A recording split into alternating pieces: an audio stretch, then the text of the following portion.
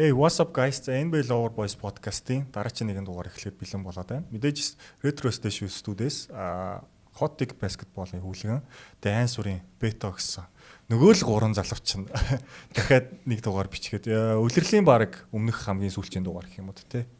Үгүй хаа дахиад нэг дугаар. Дахиад нэг дугаар байгаа. Бүр тэгвэл тэр яг үлрэл эхлэхийн юм гаргах байх. Тэгээ мэдээж 30 баг бол 3 подкаст хуваагаад хийж байгаа. Тэгээ өнөөдөр бол сүүлийн part 3-аа бол ярих гэж байна. За тэгэд подкаста таад дэмжээд бол манай суваг Swish Original сувга лайк, share, subscribe хийгээд sponsorship бас хайж байгаа шүү. Тэгээ мэдээж бас donation явуулахаа. Тийм бахтай. Ер нь бол donation энэ season эхэлснээс хойш бараг авсангүй дээ худалч хүнд. Үннээ л хэлээ. Бид яах вэ? Явчлаа. За тэгээд та хоёроор маань юу вэ? Хоёр үед. 50 сая да. Манай pre-season-ыг бүтэн үзэж байгаа хүлгэн гэдэг. Тий, pre-season-ыг яг үзэх тоглолтод бол үзэж байгаа та. Бетагийн хувьд. Би юу яасан? Хэдл чинь Mavericks-ийг ярьчлаа. Ярьцаа. Хамгийн ихний дугаар дээр ярьсан. Тий, би ч нөгөө нэг rookie-нуудыг огт судалдаггүй гэдсэн pre-season дээр үзсэн нэг юм харахад тэр Cooper Flag нэрээ ямар онцгой юм бэ. Тэр нөгөө нэг юм эвсэл гэж байдаг шүү дээ. Тэр NBA-д бэлэн эвсэл байлаа шүү дээ. Тий. Тэр үнэхээр онцгой хөтөл. Нэрээ сонирхуулахад бид гур бас нийлээд бас NBA хуудасуудтай бусад одоо хуудасуудтай нийлээд fantasy нэг лиг энэ жил явуулах гад ер нь бол хүмүүс цуглуулж байна. Тэгээд бас нэгдмээр байгаа. Одоо яг NBA-ийн хуудас ажилуулдаг эсвэл нэг юм тодорхой хэмжээний NBA мэдлэгтэй бас юм юу гэдэг нь те хүн байвал хүн гэдэг нь одоо юу гэдэг нь нэг багийн төлөөлөл ч юм уу хүн байвал бас манахтай холбогдоод лигт ороор. Одоогийн байдлаар нэг 8 болоо юу? 8 болоо эсвэл те. Тэрийг юу яа гэж бодоод байгаа юм. Лигийг сонирхолтой те. Драфта яадаг боломжтой хүмүүс нь тэмсээр ч юм уу холбогдож ингэж лайв хийж драфт хийдэг те. Хүмүүст харуулдаг. Тэгэнгүүтлээ гол гой сонирхолтой юмнуудыг нь улирлын дундуур мөнхийн ингэж activity байлгах зорилготой байна. Тэгэл одоо юу гэдгийг драфтлсан фэнтези багаараа цуглаж 2К тоглодог ч юм уу те. Яадгийн гоё штэ ер нь. Тим юм зүгээр бодоод байна бидэд. Хурган бооцоотой тий. Тий бооцоо гэхдээ гол нэг чухал биш. Гол нь entertainment. Тий ер нь бол тий. Фэнтези лигийн чинь нэг юм бооцоогүй болонгууд хүмүүс эхлүүлээ хайждаг юм тий. Тий. Тэгэхээр бооцоо байж иж зүгээр хийдэг юм. Ямар ч гэсэн манай NBA шуурхагийн нөө бод баяр болон Ози за бас бусад танилуд маань нэгдсэн байгаа шүү. За окей дээ шууд East-ийнхээ одоо сүүлийн дивизион болох одоо Central дивизионоос эхлэе явъя гэж бодож байна. Тэгэд энэ дивизионы бол баг хамгийн сугалт баг нөх юм бол Chicago Bulls л байна л та харгаас ихэд. Тэгэд Bulls-ийн энэ жил өнгөрсөн 100 хийсэн за ер нь шууд бүрэлдэхүүний яриа явчих гэж бодож байна. За Josh Giddey-тэй бол гэрээ сунгасан те уншиж 9 сард болов сунгасан шүү дээ. Тэгсэн. 4 жилийн 100 сая байсан те. Тий. Тэгэд Kobe White юм бол сүүлийн жил нь байгаа. За Isaac Okoro'г солилцоогоор авсан. Матас Бүсэлисгээ 2 дахь жилдээ тоглож байгаа PF байна. За тэгээ Никола Вусевичийг бас солих гол сольж чадсангүй. За гэрээг нь худалдаж авах талаар ярилцж байгаа. За ийм одоогийн байдлаар гарааны тавттай байна Bulls бол. За тэгээд Okoro'гийг бол Lonzo Ball-ийн солилцоогоор тий авчирсан. Өөр тоглогч шинээр авсан гэх юм бол за Trey Jones байна. Zach Collins байна. Тэгээ Spurs-ийн хоёрыг авчирсан байна. Яг тэр ч өнгөрсөн байсан. Зүгээр шинэ тоглолтоос гэх юм бол Noah Senga байгаа. Noah Senga гэдэг шинэ драфтаас авдаг. Драфтын 7 илүү 8. 10 биш үлээ. Noah Senga чинь биш 10-аас дотогш байгаа. 10 дотор шүү дээ. Нилээ бас өндөр үнэлгээтэй Францын нэг залуу байгаа. Тэгээд бас яг ийм хин шиг Матас Бүзэл шиг ийм 3-4 дээр тоглолдог урт мөчтэй ийм нэг залуу бол байгаа. За эрх хүлэрлийн буулсаас юу хүлээж чинь Бетогийн хувьд? Одоо энэ бүрэлдэхүүн яг зүгээр юу л харъя. Танай Trey Jones юу? Josh Giddey-г л одоо яг жинхэнэ Josh Giddey-гийн жинхэнэ улирал жинхэнэ карьер нь эхэлж байгаа баг. Яг ямар тоглогч болох юм те. Хаана хурж ориглон зогсохын гэдгийг барагцаалах улирал болох баг. Тэгэнгүүтлээ Kobe White өөрийгөө харуулна. Өөрийгөө харуулахгүй болохгүй жил. За одоо яг ийм үлгэн салган багт үлгэн салган явдаг тоглогч юм уу? Нэг багт очиод оноо түүгээд нөлөө үзүүлж чадах тоглогч юм уу гэдгийг үзүүлнэ. Одоо Vucevic дээрээс л юм үлийхэ болчлоо дөө. Тэгэл одоо байж идэг л төв болчлоо шүү дээ. Яг ур чадвар сайн л да. Солигддгүү, энэ тэнд очдгүү, амжилт үзүүлдэггүй нэг ийм л хүн боллоо. Одоо энэ багт ганц гэрэл гэгээтэй байгаа юм Матас Бүзэлис л юм уу та? Яагаад ч Лонзог Окорогоор тулж байгаа юм те. Өөр олигтой юм байгаагүй юм уу? За өөр олигтой санал байгаагүй байлаа гэж бодоход Лонзог явуулдаг нь чи яаж байгаа юм те. Байж л юмстай гоё шүү дээ те. Жош Гиди, Коби Вайт, Гиди, Лонзо 3 зэрэг талбай дээр гарч болно шүү дээ. Болох юм. Бүзэлээс те. Тий? Би тэгвэл хүлэгнээс юм асуух. Одоо гарааны SF-ийн барилт дээр бол хэдүүлээ яг Окоро гэж бичсэн байгаа ч гэсэн Эё Тосомо болон Кевин Хёртер нар бас гарах боломжтой тий. Чиний хувьд хин гарна гэж бодож байна. Би зүгээр дасгалжуулж байсан бол Кевин Хёртерийг гаргасан. Илүү шидэлттэй талбай онгойлгож өгөх тий тоглогч бол. Хёртер Окорогоос арай илүү хамгаалттай ч байгаа хэрэг. За хамгаалтын хувьд бол Окоро арай илүү хаа. Хёртер айгүй дажгүй хамгаалттай шүү дээ. Бөмбөг тасалт малтай айгүй идэг идэвхтэй. Тосомо гарвал хамгаалт бүр утаа сагах бах тий. Тэг би энэ Окорог автаасаа бол санал нэг байгаа байхгүй. Окорог яах гэж авч байгаа. Энд чинь одоо 3-4 номерын амар олон тоглогчтой болчлоо. Тэгснээр драфтаас Но Эсенге гэж залуугаа авчлаа. Тэгээд Патрик Уильямс байна те. Тэгээд Матас Бүзэлс байна. Ингээд амар олон тоглогчтой тэгээд яах гээд Окорог авч байгаа. Би юус учрыг ойлгохгүй байгаа. Тэгээд яг хөө тэгээд Чикаго Буллсээс бол тэгэл ганц хүлээх юм нь бол би бол Матас Бүзэлсийн өсөлт 2 дахь жил бол ямар хөө байх нь гэдгийг бол нэлээ хүлээж байна. Ер нь энэ залуу бол магадгүй Остер хэмжээний юм тоглож болох болов уу гэж юу бол харж байгаа урт хугацаанд. Тэгэхээр 2 дахь жилдээ юу яахыг харъя. Тэгээд Жош Гиди бол энэ жил бол за бүх одод сонгогдохоор тийм л одоо статын үед тэгэхээр оргил жил байх болов уу гэж бас найдаж байна. Тий, тэгээд Чикаго Буллс тэгээ ойлгомжтой шүү дээ. Ер нь тэгээд 9 10 11 нэг плейнд нэг дөнгөн данган орсон эсвэл плейнээс мултарсан нэг ийм л баг бол дахиад байна л да. Гой загвар өмсгчтэй болсон те. Өнгөрсөн үлрэлийн мид сизнээр авлаа. Цаг Коллинс гээд. Зохихгүй өмсгөл гэж байхгүй. Зохихгүй хувцас гэж байхгүй. Загвар өмсгч гэхээр Космо мосмог утлаа шүү дээ. Гэхдээ яг Космо мосмач нь хамаагүй дээр тоглолт гэж Зак Коллинс гэж нэг юм яг кью хийдэг нь тодорхойгүй. Спurs байсан сайхан муулж гэдэг. Тэгэл тэр үлрэлийн өмнөх медиа дээгийнхэн зургуудыг харсан уу? Буулсч даалгах гэж байгаа амар л шүү дээ. Медиа дэгийн хамгийн шилдэг баг шиг л үү. Тэ. Авраг авахаар л гал мал бүрлцэд л юу ч болоод байгаа юм чинь. Би болохоор энэ жил Буллс яг нэг юу яах бах. Плейнд орохгүй бах гэж хараад байгаа.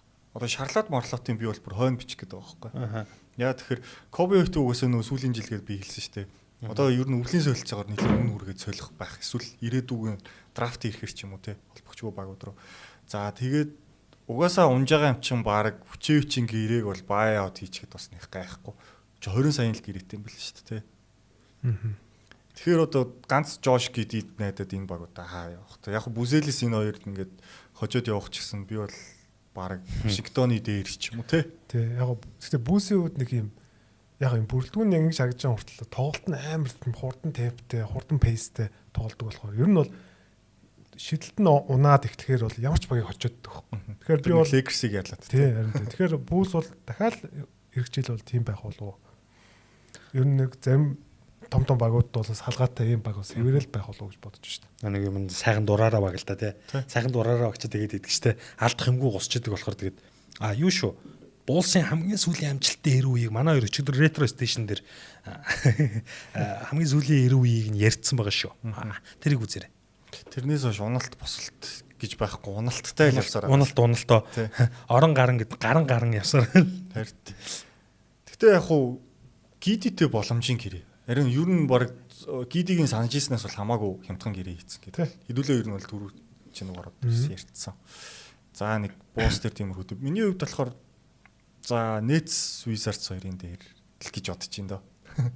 За би бас нэг 11 официал байх болов. Торонтогийн хойно бол хойно бах юм жил. Тий, Торонтог бол хойно байх. Би бол Торонтог бол илүү өндрөөр хөндлөж байгаа. Ягарахгүй. Энэ хүн ч мөн Торонтог ихний 7 гэсэн. 7 гэсэн. 6 байж байгаа 7 болсон. Pistons нь гинт орж ирээ 7 болсон. Тэгээ Bulls-аас бас аяа тусам мөгдөг нэрийг бас зүгээр өвөл бас солилцоонд орж магадгүй. Ер нь тусам мөг бас багууд сонирхож магадгүй шүү. Тийм, тосом ч айгүй их солилцооны цохонд яригддаг шин. Энд чинь уул нь яг харах юм бол наа чи бүр ядуу нээж рүү واخгүй юу? Тоглолтын арга барил мөрлөнтэй юм хамгаалттай тэгснэ юм шидүү шидчихдэг найруулцдаг. Тэгээ заримдаа бүр дөрөвдөр тоглож идэв штэ тий. Тэсэг дөрөвдөр тоглож ирсэн бүр. Тий. Брус Браун шиг юм шиг. Булс гэхдээ нэг юм сул тал байна те. Тоглогчийг ерөөсөө гой сурталчилж чадахгүй байна те. одоо ингээд яг скаутууд бол энэ тоглогчдыг мэдчил байгаа л да. Гэхдээ скаутууд одоо багууд солилцоо ихэд нөлөөлдөг зүйл өөрөө фэнүүдийн хүчин зүйл байдаг байхгүй. Тодорхой хэмжээнд байгаа. Тэгэнгүүт одоо буулсан энэ тоглогчдыг аяа досуу мөг жишээ нь өөр баг авах уу гэвэл ямар давуу талтай те яг юу чадах юм гэвэл өөр багийн фэнүүд ер нь мэдэхгүй шүү дээ аяа досуу мөг. Тэнгүүд талбай дээр гарангууд айгүй чаддаг юмнууд байхын хувьд бол байгаа. Тэнгүүл буулсын сул тал энэ байгаа даах те. Тэгээд зарах гингүүд нөгөө баг нь мэдэхгүй байх жишээний. Одоо сүүлийн жилүүдийг харуул. Тийм байна. Буулс чинь угаасаа нөгөө нэг удирдлагын асуудалтай байсан шүү дээ. Зөвхөн нөгөө нэг тикет сейлээ бодоод ингээд багдаа анхаардгүй л харгайн ахгүй юу. Тэр хөөсөөс хойш ерөөсө сурчилгаа яваагүй шүү дээ. Яс ярих юм бол. Тэгэд байлаа гэж бодсон ч гэсэн буулсын тоглолтыг хүмүүс нэг үзэхээ болчиход байгаа байхгүй. Тийм шүү дээ. Одоо буулсын тоглолтыг яах гэж үзв. Тэр нь тий. Одоо Матас Бүзэлэсийг бид хэд гоё гэж яриад байгаа боловч өөр хүн таньж байгаа юм шиг.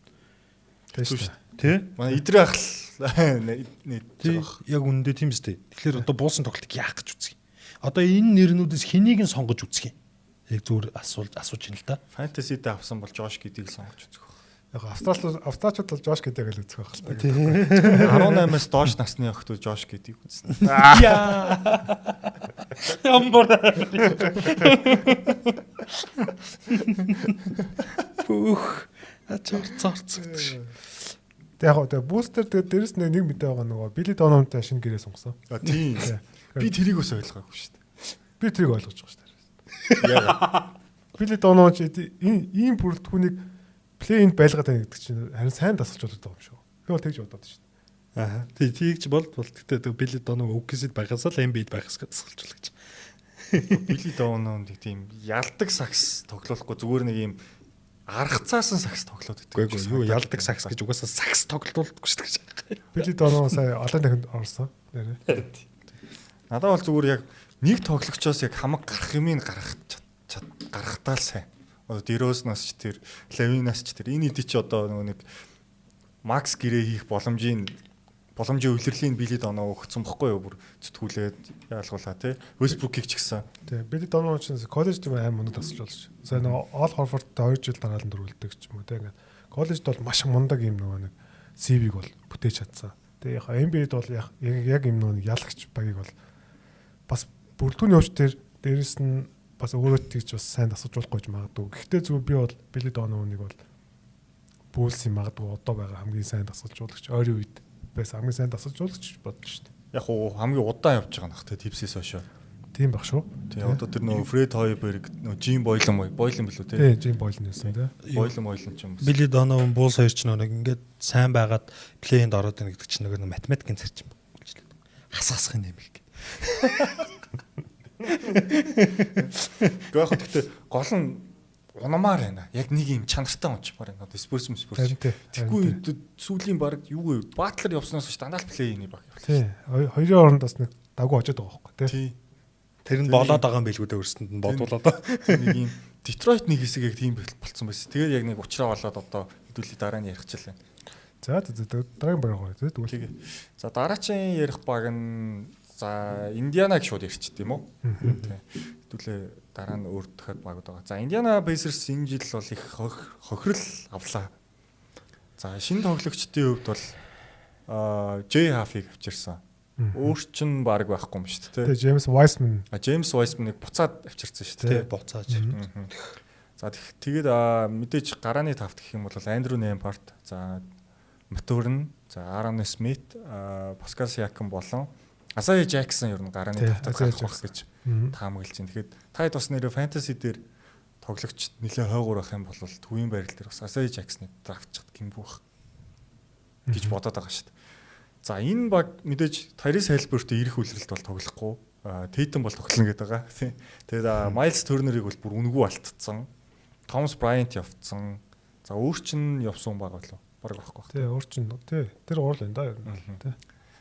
Тэгээд өнгөрсөн жилийн финалийн бүрэлдэхүүний гарааны 5 тоглогч байгаа нь бол 2 нь явчлаа. Тэгэхээр одоо бас ямар хүлээлттэй явчлаа. Нэг нь гинтчлээ нөгөө нь явчлаа та тий. Томас Брайант байсан шүү дээ. Тэгээ би энэ багаас бол зүгээр плейн л шаарж байгаа. яг хуу зарим зүгээр аналистуудыг харахаар бол нэлээд бас плей-оффын 6 5 мав руу битсэн бол байлаа. Гэхдээ арай дээш гарахгүй хаа. Хэдий одоо соёлонд суучсан одоо дасгалжуулагч маш мундаг дасгалжуулагчтай тий. Ийм багч гэсэн хэдий финалд гарсан ч гэсэн. Тий, хэдий финалд гараад одоо авраг авахд ганцхан хожил дутсан ч гэсэн би бол энийг бол плей-инний баг гэж харж байгаа. Тийм тэгээд гарааны одоо гол лидер нь байхгүй. Дээрэс нь одоо за Майс Ферничер магадгүй энэ багийн шилдэг 3 тоглогч байсан шүү дээ. Өсвөл бол тий. Тэгэхээр чи одоо ингээд шилдэг 3 тоглолчоос 2 нь байхгүй байдаг байхгүй. Тэгэхээр яа харахгүй бол энэ баг бол хүч дутна. Тэгээд дээрэс нь Tyrese Haliburton гэдэг чинь амар том орон зай. Энэ багийн нөгөө identity, энэ багийн мөн чанар нөгөө байдаг байхгүй. Тэгэхээр тэр мөн чанаргүйгээр энэ баг бол яаж тоглохыг бол бас нэлээд сонирхолтой санагдаж байна. Хэдүүлээ чи нөгөө өмнөх дугаар дээр хинтээ хамаатуулаад ярьчлаа. Тэгээд нөгөө хэлсэн шүү дээ. Haliburton өөрөө систем нь нөхгүй юу гэдэг. Pacers систем суусан л гэдэг. Haliburton өөрөө систем. Тэгэхээр одоо тэр системийг яг нь 8 хард гоё ажиллуулж магадгүй л юм. Гэхдээ Miles Turner нь байхгүй, Haliburton нь байхгүй, Miles Turner-ыг зүгээр л алдчихдаг шүү дээ. Харин тийм ээ. Зарах хөөсөн газраа зараагүй гэж шүү үгүй байна. Тэр л энэ одоо бодлоо. Зарахгүй байсан үедээ зарах гад үзээд исэн шүү дээ. Тэгээд бишээ юу? Бишээ. Зарах шаардлагагүй байсан үедээ зарах гад байсан бохоггүй. Тий. Тэгсэн чинь одоо яг зарж болохгүй үедээ зүгээр үнэг болцсон. Яг мэдгүй ер нь аягүй утгагүй юм болсоо тий. Miles Turner-ыг яг оргил дээр нь ирж ирсэн тий. Miles Turner өнгөрсөөл оргил үн шүү дээ. Тий шүү дээ. Финал тэр чинь амар хайлайттай болсон шүү дээ. Чэти блоклол. Хэдүүлээ Turner-ыг дараагийн баг дээр ярина. Тийм байна. Яг тэгээд одоо энэ баг дээр тэгээд Андер Немпард гол холбогчоор тоглоно. За Немпард тэгэхээр одоо өнгөрсөн үлрэлүүд чигээ шилдэг хамгаалагч нь биш. Илүү довтлоонд өвчөө юм. Тэгэхээр хамгаалт нь бол би бол энэ жил бол сулрна гэж харж байгаа. Тэгэхээр яг Немпард бол би бол нэг тийм бас гоё тоглоно. Ер нь бол. Гэхдээ дээрэс нэр TJ McConnell 1 сар тоглоно юм билээ. Үлрэлийн эхлэлт бол тийм байсан тий. Тэгэхээр бүр ингээд холбогчийн хувьд бол нэлээд асуудалтай болчиход байгаа. Гэхдээ сайн ямар сандаа сая хэнийг авцсан байсан шүү дээ. Dillon Wright campaign авсан шүү дээ. Тэгэхээр ямар амар тийм хүний нөөц суларч байгаа гэдгийг бол харагдаж байгаа байхгүй тий. Тэгэхээр энэ баг бол Pascal Siakam бол нэлээд бас ширхэл юм л одоо үйлэл болов. Яг уу Benedict Maturny өөрийнхөө харуулж за сонголт авах ёстой жил нь. Одоо Haliburton байхгүй юм чинь Maturny л гаранд гарч харж байгаа л тий. Уусаа гар гэж хэлээ. Тэгэхээр яг гол оноо түүх чинь ер нь бол бас одоо Siakam-ийн араас бол Maturny за зарим үед бол тоглолт дуусгах үедэр бол бөмбөгтэй тоглох байх болов уу гэж хараад шүү дээ. Maturny оноо авах нөгөө нэг scoring bag нь арай илүү л дээ. Siakam-аас Maturny-х. Тэгээ залуучуудын хувьд хөгжлийг бид нар харна. Ер нь Jazz Walker бас одоо драфтын маш дээгүүр сонголт тий. Ben Shepherd байна. Тэгээ Johnny Purphy байна. Johnny Purphy бол би энэ жил бол нэлээд ашиглах болов уу гэж бодож байна. Нэг юм маш тесрэлттэй цагаан залуу бол байгаад байгаа. Тэгэхээр Johnny Purphy гэдэг залууг бас манайхаа хараарай. Тэгээд J-Half бас энэ багт гоё зөгцөх. J-Half бас зөгцөнтэй аваад лобор явчихдаг. Нөгөө Miles Turner-ийн одоо бас тэмээг өгөлбөр. Гэтэ энэ багч одоо ингээд төв бол амар ихтэй болсон. Isaiah Jackson, J-Half, James Wiseman, Tony Bradley гэдэг. Tony Bradley чинь өнгөрсөн плей-оффор ямар сайн тоглолт тий. Алсан шүү дээ. Финалд Tony Bradley-г минут аваа явуулсан шүү дээ. Тэгэхээр Tony Bradley минут авах байх гэдэг. Ер нь яг хуу гэхдээ би энэ баг бол нэлээд тийм яг хүч дутгаас яг систем нь бол нэг тийм одоо унтрахгүй тэгээд сайн одоо тоглож болов гэж бодож байна. Яг системээрээ явж байгаад яг ийм ойролцоо тоглолтууд дээр яг нэг ур чадвар хожигдох үеуд гарах бах. Тэгээ би энэ багшаар нэг сонирхолтой юм харсан чинь юу вэ? Өнгөрсөн үеэр Tyrese Haliburton суусан үед Indiana Pacers-ийн пейс нь бүр хурдан болж исэн байл. Тийм үү. Тэгэхээр TJ McConnell гэдэг чинь ямар том нөлөө. TJ McConnell ч бүр галзуу юм шиг хурдтай шүү дээ. Тэгэхээр McConnell бас эртэл бас нэлээд бас чанга байх болов. Тэгээ McConnell ирчихээр бас арай өөр тий болчих болов гэж. Энэ баг стил гэдэг том багууд байрлалын дээр дор үзээтэй явж явах үед бол огт дуунж болохгүй айгүй чанга баг хэвэрэн шүү дээ. Хэвэр нь бол тэгэл үү. Тий. Яг галзуу ганц тоглолт моголтонд бол айгүй эвгүй байх байхгүй. Одоо энэ нөгөө нэг дээвэр одоо гарах гээд байгаа тий 6-7 молоо тэр чинь ингээд явж байгаа багуудыг хөжчих боломжтой байхгүй. Одоо West-ийн 3-4-үүд мөрбүүд чинь ганц хоёрхан тоглолтын зөрүүтэй явж хахад л эднийг аваа залтчих мэдхэр байхгүй. Одоо жинхэнэ нөгөө филийн милих чи хорлох баг нөхгүй тий. Ер нь бол тийм байна. За хүлэгний үед плей-ин гэсэн үү? Би бод плей. Тий, плей. Плей-ин үү. За би бас 10 хүлэгч хараад байна. Тий. Би гэхдээ арай 10 мар биш. Би бол нэг 8 гэж бодож байна. Яг хоо энэ жил би Pacers бүр ингээд үлрэл нөгөө плей-офф гэж бодлоо ярьж байна. All-Star break-ээс хойшоогоо нэг яг нэг юм тодорхой болчих юм бол бас хүмүүсээ амраачиж магадгүй гэж хараад байгаа. Gap year болоход. Илүү драфт руугаа аваа тий драфтын ихний 10-аараа сонгоё гэдэг тал руугаа явчих магадгүй гэж зүгээр бодсон. Угсаа драфтын ирэх нь байгаа юм байл шүү дээ тий. За тэгвэл Pacers дээр нэг юм. Ер нь Andrew Nembhard угсаа юун дээр байгаа шүү дээ. MFP-ийн хамгийн боломжит өндөр сонголт гэх юм. Ер нь бетагийн хувьд итгэлтэй байна. Nembhard дээр би фэнтези да 4-5 дахь сонголтын дээр байвал бараг авчихъя гэж бодоод шүү дээ. Ер нь уралдаал Nembhard энэ жил Халибуртонгүй Nembhard гэдэг чинь Nembhard өөрөө Халибуртонтэй багтаач айгуугаа тоглогч тэр тий. Тэр нэг юм ирч хүч, тэр нэг юм хандлага талбайд ирэх айгуу гоё тоглогч. Тийм свэгтэй л та тий. Тоглож. Яг хуу Nembhard дээр би өнгөрсөн үйлрэл харсан чинь өнгөрсөн үйлрэл гимтэлтэй байсан юм байл шүү дээ. Төлөвлөлийн донд орж гараад. Тэгэд ер нь гарааны тавтаас хамгийн муу зүйлтэй нэсэн юм байл шүү. Сонирхол. Nembhard ер нь өлөл жоохон мод тоглолдог. Ер нь одоо ингээд нэг жоохон явах тусмаа плей-офф дээр том тоглолтын том тоглогч гэж байдаг шүү дээ. Nembhard яг тийм л байгаад байгаа байхгүй.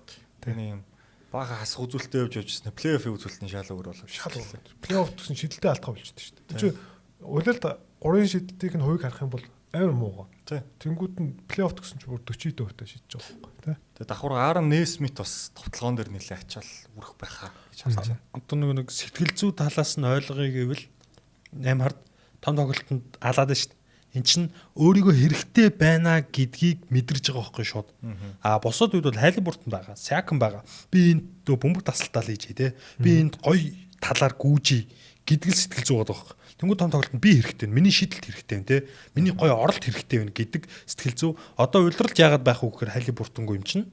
Одоо энэ багийг би найруулах, миний найруулах хэрэгтэй байна. Миний тоглолт хэрэгтэй байна гэдэг сэтгэл зүй талаасаа нэлээд хүчтэй байх болов. Би ч ер нь Nembhard-аас нэлээд сайн үлэлийг өнгөөлөх болов. Ер нь гэхдээ Nembhard дандаа энэ коллежийн замжийг нь харсан тэр дандаа том тоглолт, дандаа сайн тоглолт юм байна. Сая финал дээр ч гэсэн ер нь бол эхний тоглолтыг авахд бол том шидэлтийг хийсэн юм шүү дээ тий.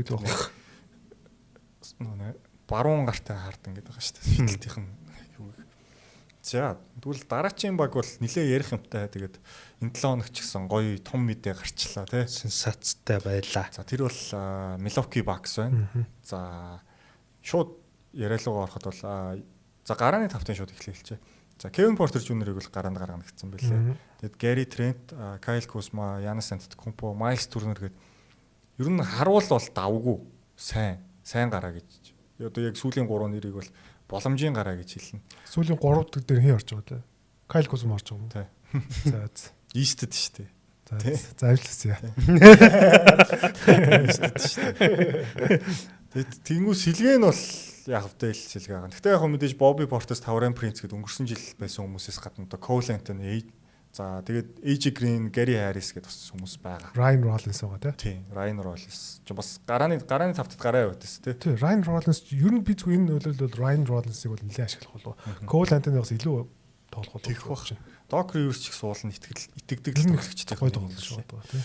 Тэгээд мэдээж танаас yes sir. Тэгээд домог танаасаас ирсэн. Дохдог болцсон байлээ. Атлетик акробат лео бидэг болцсон байлээ. Подкастнаас NBA-ийн тоглож. Уг нь танаасаас илүү дутуу талбай дээр дайлжганж малжгандаг бол яг Bucks байх ёстой хүн нь байхгүй угаасаа тий. Одоо нэг байнга л ярьдаг шүү. Янас тилтрэл суугаад л танаасаас босч би хажууд нь сууя гэж суудаг байхгүй. Яг харангууд угаасаа яг шууд утгаараа тэгдэг. Тэгэл хажууд нь суугаад юу ч ярьдаг юм бүү мэдлээ. Гэхдээ тэнд ямар нэг хэрэгтэй юм хийж байгаа учраас л байсаар л байгаа шүү дээ. Грекер нэг юмэр аль заахын дуу одоо ингэ. Тэгээ ер нь багаач их гоё дэмждэг, их гоё юм. Уурын асуудлыг гоё болгодог те. Өөрөө л илүү дутуул юм дайлжганаад байдаг болохоос шүү. Тэ. Одоо энэ баг гэхдээ миний бодлоор л зэ. Одоо Ryan Rollins, Cole Anthony-го түлхүү ингээд одоо энэ Gary Trent Merent-ийг болждгүй юм уу? Гүш сая гэрээ өгөөд авчихсан шүү дээ. Харин тий.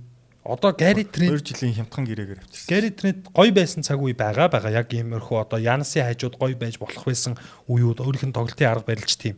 Гэтэ өнгөрсөн үйлрэлүүдийг харсан ямар муухай толгоо муутай болцсон юм бэ. Айгу буруу шийдвэр гаргадаг, хамгаалтан дээр буруу шийдвэр гаргадаг. Тэгээд тэр нэг юм одоо нэг юм хандлага нэг л Гари Трент, Кевин Портер ч гэсэн ер нь таалагддаг юм надад. Тэгэхээр одоо энэ Коул Антони одоо н AJ Green гэж тоглогч байна шүү дээ. Минуттай бол амар сайн тоглогч байхгүй юу? Үгүй амар сайн гэдэг нь юм гоё од мод гэж байгаа юм шүү дээ. Яг өөрийнхөө статус дээр бол одоо яг цэвэр catch shooter байхгүй. Харин тий. Тэгээд өөр амар ирчвчтэй. Мангар ирчвчтэй. Кевин Портер, Гари Трент хоёрын ирчвч яадаг ирчвч үгэнгүүд би хаална гэдэг ирчвч.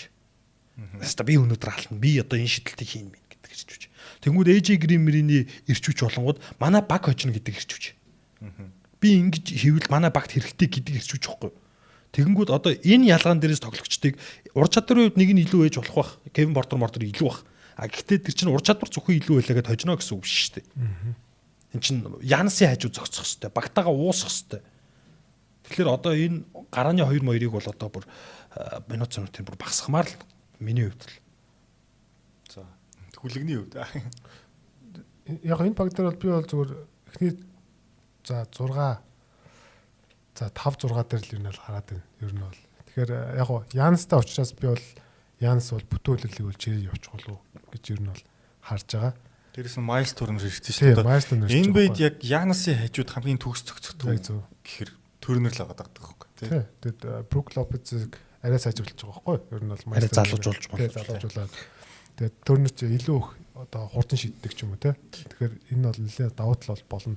А гэхдээ зүгээр би бол Багсыг эхний шатнаас гарч ийн гэж харахгүй байгаа. Хэрвээ плей-оффд орлоо гэхэд. Одоо шууд нөгөө Орландо ч юм уу тий Атлантатай таарах боломжтой байхгүй. Тий. Тэгээд одоо зүгээр ингээд харъя л да. За Янас Майлс Турнер гэдэг. За багийн 2 шилдэг тоглож байна. 3 шилдэг нь хий. Кусма. Кусма тэгэхээр бүр ингээд гомдоор байгаа байхгүй. Эсвэл бүр нөхцөл байдлаасаа шалтгаалаад Кевин Портер 4 жил бол баг Кевин Портер байсан шүү дээ. Лилард байхгүй. Тэгэхээр Кевин Портер 3 танаа багийн 3 шилдэг тоглогч байх юм бол жижиг шүү дээ. Тэгээд ер нь бол амт үзүүлэхгүй л гэсэн үг шүү дээ. Кусма уг нь Wizards айгүй сайн тоглож байсан. Эхний 2 үлрэл сайн байсан. Тэгсэн. Тэгээд ирээд бүр юу вэ? Хог дээр үсэрсэн шүү дээ. Багс дээрээд. Үгүй угаасаа өмнөх үлрэл угаасаа муу байсан тий. Угаасаа муу эхлэлсэн. Бүр ингээд дээр боол мол хийгээд тийм сакс тоглох хүсэлгүй болцсон зүгээр юм. Тэгээд бас дахиад нэг гайхаад байгаа таврын принц байжлах юм. Дайруу 8-ын хүүхэд шүү дээ. Таврын принцесс гадна Гари Харрис хүртэл байгаа. Би бүр гайхсан шүү дээ. Орландоос Коулентийн Гари Харрис хоёрыг ч солилцоогоор авчирчлаа гэж бодоод. Өнгөрсөн үлрэлийн зургийг харсан чи. Юу илээ гэд яг тэгсэн шүү дээ. Тэгтээ яг одоо сэлгэнээс Бобби Портес, Жерико Симс гээд яг ер нь нэг Янас ирүүл байх юм бол нэг 5 6 дээр бол байхаар л баг юм шиг санагдаад байгаа. Өмнө жилээс бол хамаагүй хурдан баг болцсон юм. Харин тий. Тэгэд Янас ч өөрөө тийм амар хүч байгаа байхгүй. Тэгэхээр яг үлрэлт бол Исттэй бол нэг дагуу очно. Нэг 50 төгсөн хожлыг бол авчих болов уу гэж найдаж шүү дээ. Гэтэ Янас ирүүл байвал. Харин Янас одоо энэ ч нараа 3 дахь шилдэг нь Кузма ч юм уу Кевин Портертэй багийг 6 дээр байлгахын тулд Янас нэлээд зүтгэн л дээ. Янас мэдээж шууд би бол энэ жилийн баг онооны авраг гэж хараад байгаа шүү дээ. Тийм байж болно. Өөр оноо аваад байгаа юм баггүй. 32 ч юм уу 33 оноо аваал те 33 10 за 7 8 ч юм уу бас ийм монстер хийсний их үзүүлэлт гэж боддог. Багс дээр зүгээр нэг сонирхолтой юм яг одоо энэ залуучуудад тоглоулъя гэхээр Doc Rivers-ийн систем дээр Doc Rivers болохоор ингээд юу яадаг? Дотлооны самбар юус авдаг. Дотлооны самбараар 30 бичигдэг байхгүй багс. Тэгэхээр дотлооны самбар руу та нар гүөх авахгүй. Бүгдээр хамгаалт руугаа буцна. Тэгэхээр илүү залуу баг болчоор би бол илүү арай тэр философи арай өөрчлөөд дотлооны самбар руу жоохон зүтгээсээ. Тэгээд дээрэс нь эсрэг багаа бөмбөг алдуулж байгаа тоогоор магадгүй 30 байгаа шүү. 29 30 байгаа. Тэгэхээр ер нь бол эсрэг багаа тэгж бөмбөг алдуулдаггүй дарамттай хамгаалдаг баг байхгүй. Ер нь Doc Rivers-ийн систем, Doc Rivers-ийн баг тийм байд.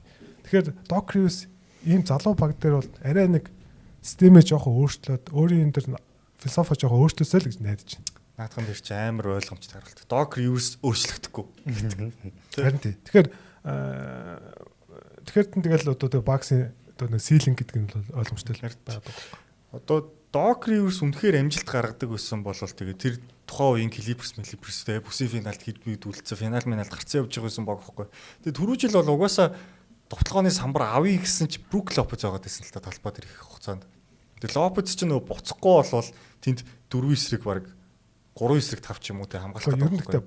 Юугаа Doc Rivers нэгдэг байхгүй. Танаа товтлогооны самбар авахгүй шууд бүгдээрээ буцна гэдэг байхгүй. Угаасаа тийм өөрийнх нь философи тийм байхгүй. Уг нь энэ багт Аятайхаа холбогч байвал одоо Янис Майлс Төрнөр гэдэг самбарын гослтой. Уг нь амар гоё байх тий. Одоо Янис 3-ын гаднаас аваад Майлс Төрнөртэй заслаа авна гэсэн үг шүү дээ. Тэндээс pick and roll, pick and pop юу ч авсан ядал. Наа чи Янис холбогч юм гэдэг л. Харин тэгэнгүүт тэгэхээр чин нөгөө талд нь Кевин Портер, Гэри Трент дээр зогсож байгаа ч гэдэг л. Гэри Трент гэхдээ яг хуу кэжин шүүтер бол сайн. Уг нь тийм байхгүй. Тэгэл шийдвэр гаргалтууд нь хэцүүдчдэг юм. Түрүү жил бол Кевин Портер бол биш Кевин Поттер гэж солиорч чинь. Гэри Трент бол багс үлрэлийг дуусгаа хийсэн шүү дээ. Хоёр бөмбөг дайлчхан жалтаад. Гэтэ яг би Гэри Трент одоо чинь баг ветеран минимум баг шүү. Маш сайн гэрээ гэж байна. За 4 сая юм уу? Гэтэ маш сайн гэрээ. Би бол Гэри Трент бол нэг энэ 4 саяын гэрээнсээ бол давуулан тоглоно гэж бодож байгаа. Өө тэгчих واخ. Гэтэ гол нь яг нэг тийм хүлээгээд байсан шиг бүр одоо юу гэдэг. Түрүү жил бол Гэри Трентийг бол шууд эрэхтэн л за гарааны SG болчлоо гэсэн. Ерөөсө гараанд байгаагүй шүү дээ. Торрен Принцтэй л явсан шүү дээ. За тэгээд би тэгвэл 5 6 гэж байгаа. Тоор Плей. Sixers яа. Тэр нь хэд юм бэ? 7. 7 юм уу нэ? Яа тэгэхээр яг хуу Sixers нөө нэг жоох итгээд байна л да. Энэ жил ганц удаа сүүлийн удаа итгээд болохгүй л та би. Тийм түрүүтэй ах махтаа итгэх гээд. Тэгвэл Янсын нөгөө нэг юу байна? Тэгээ. Тэгээд Shams бол энэ 7 хоногт гаргасан мэдээлэл нь юу вэ гэхээр Янас нэлээдэн бас багуудтай бас ярилцаж өгсөн, багийнхаа эзэнтэй ярилцаж үзсэн тий. Тэгээд ер нь очих газар минь Нью-Йорк Никс л юм байна да гэдэг баг. Яг нэг ер нь бол тэгсэн л байхгүй. За би л ер нь Никс л очих юм байна да гэд. Тэгээд Bucks гол нь нөгөө Никстэй солилцооны талаар биш Никс гол нь Bucksтэй солилцооны талаар яриаггүй ярьсан юм билээ. Тэгээс өгсөн санал нь бол үнэхэрж болцсон юм шиг л. Бодвол одоо Josh Hart дээр хин нэг өгөөд юм ойл гэсэн юм шиг. Яг тийм нөгөө аим serious-ны яриа болоогүй тэгээд яг Янстар юу яах вэ маах уу гэл нэг ярих уу гэл. Нэг тиймэрдүүл яриа болсон байхгүй. Тэрнээс нэг амар serious-ны юм болол те. За манайх ингээ гэсэн. Тийм бол яг болоогүй юм шиг байна. Бранснага өгчих гэсэн юм шүү. Яг хөө тэтэ. За яг хөө Баксын зүгээс Янса Никс рүү солих чөлөө гэж бодъё. Шууд Катин их нүстэй. Хамгийн ихэнд. Бранснага өгчих гэж. Брансон яаж Брансон авдаг юм бэ? Бранснаар юу гэж Янсыг авчихдээ. Яг хөө энэ хоёр Никс юу гэж Брансон өгөхөд гэдэг юм байна. Тэгээ энэ хоёр яг хоорондоо 8 хийх юм бол мэдээж Кат оролцсон. Яг гэх юм бол Кат хамгийн өндөр цалинтай учраас энэ чинь цалингийн нөгөө нэг тэнцлийн хувьд бол амар ойлгомжтой. Кат заавал оролцохтой болчиход байгаа байхгүй. Тэгээд Катыг шууд нэхээ тэгэл драфтын ирэх хөдөл. Кат дээр Хартыг өгөөл те. За тэгэнгүүт ингээл та. Тэр Никсийн менежер байлаа гэж бодъё. Кат. За Хартыг болъё. Тэ хэн ч юм те Макбрайдыг. Тэгээд драфтын 1-р төргийн 3 ирэх Янсыг авах уу? Нёк чинь драфт ирэхэд байхгүй. Наад бол ч нөгөө Микал Битс тэгсэн бүх драфт тэгсэн штэ нэрэ. Тэгэхээр араа заавал Харт, Бриз, Сануноби 3-ын нэг нь орж иж таарна. Тийм байна те. Орж иж таарна. Тэгвэл гол нь Бакс ямар ашигтай тэтгэлэг тэгвэл Бакс энэ би бол ирэх 100 магадгүй хийвэл хийгдэхээс энэ өвөл мөвөл бол Нью-Йорк бол авч чадахгүй. Яаж авч чадах юм? Янсыг бид нар ярьдаг байхгүй тий. Лигийн шилдэг тоглогч. Магадгүй дөрөв шилдэг 2 дахь юм уу 3 дахь юм 2 3 4-ийн хооронд л. Тий. Тэгэхээр ийм том тоглогчийг бол Арест гэж авчихгүй. Тэгээд нөгөө Нью-Йорк ч өөрөө хин дээр Микал Битс дээр чинь 5 драфт ирэх хүсэн шүү дээ. Тий. Тэр чинь 31 он хүртэл үстэй. Тэг санаад байгаа. 31 оноос хойш гайгүй шиг санаад байгаа юм. Гэхдээ тэнгууд ирэх жилээс 32 оны драфтыг боломж нэг юм шүү. Одоо нөгөө 6 жилийн нөгөө драфтыг юугаад 8-аас дэх байхгүй. Тийм билүү. 6 жилээс цааш чинь 8 гэж бодоодсэн. 6 жилээс цааш чинь болохоор нөгөө боломжгүй байна. Тэгэхээр 26 он гарч иж 32 оны драфт. Тийм биш шүү дээ. 8 гэж санаадсан. Тэгэхээр Нью-Йоркд нөгөө нэг юм драфтын ирэхүүд бага байгаа тийм. Эсвэл яг бүр 3 багаа оролцуулаад драфтын ирэхийг өөр багаас ирүүлдэг ч юм уу тийм их байдлаар. Тэр багт нь кат очдог ч юм уу тий. Тэгээ 3 баг оролцохоор жоохон хүндрэлтэй болчихно. Аль аль нөгөө бие минь их гэдэг жоохон хэцүү л болчтой. Гэхдээ би зүгээр Янсыг энэ 8-ыг бол эрг 100 ер нь бол эрчимжих болов уу гэж бодож байна. Энэ өвөл бол би бол Янс явахгүй хаа. Йоо тэгээд Лука солигдож болсон юм чи Янас солигдож болохгүй гэх газаргүй л дээ. Яг гэхдээ randomly нэг баг яг очих юм нөгөө юу алгалтай юм. Цалингийн одоо юм авах юм баг бол алгал юм шиг санагдаад байна. Гэтэ би зүгээр заавал яг өөрөө мань хүн Нью-Йорк л гэж байгаа болохоос өөр багууд бол Янсыг бол хүлээж байгаа шүү дээ. Тийм. Одоо энэ нэг л Miami, Miami, Golden State гэлтэй. Тийм, Golden State, Clippers ч биш шүү дээ.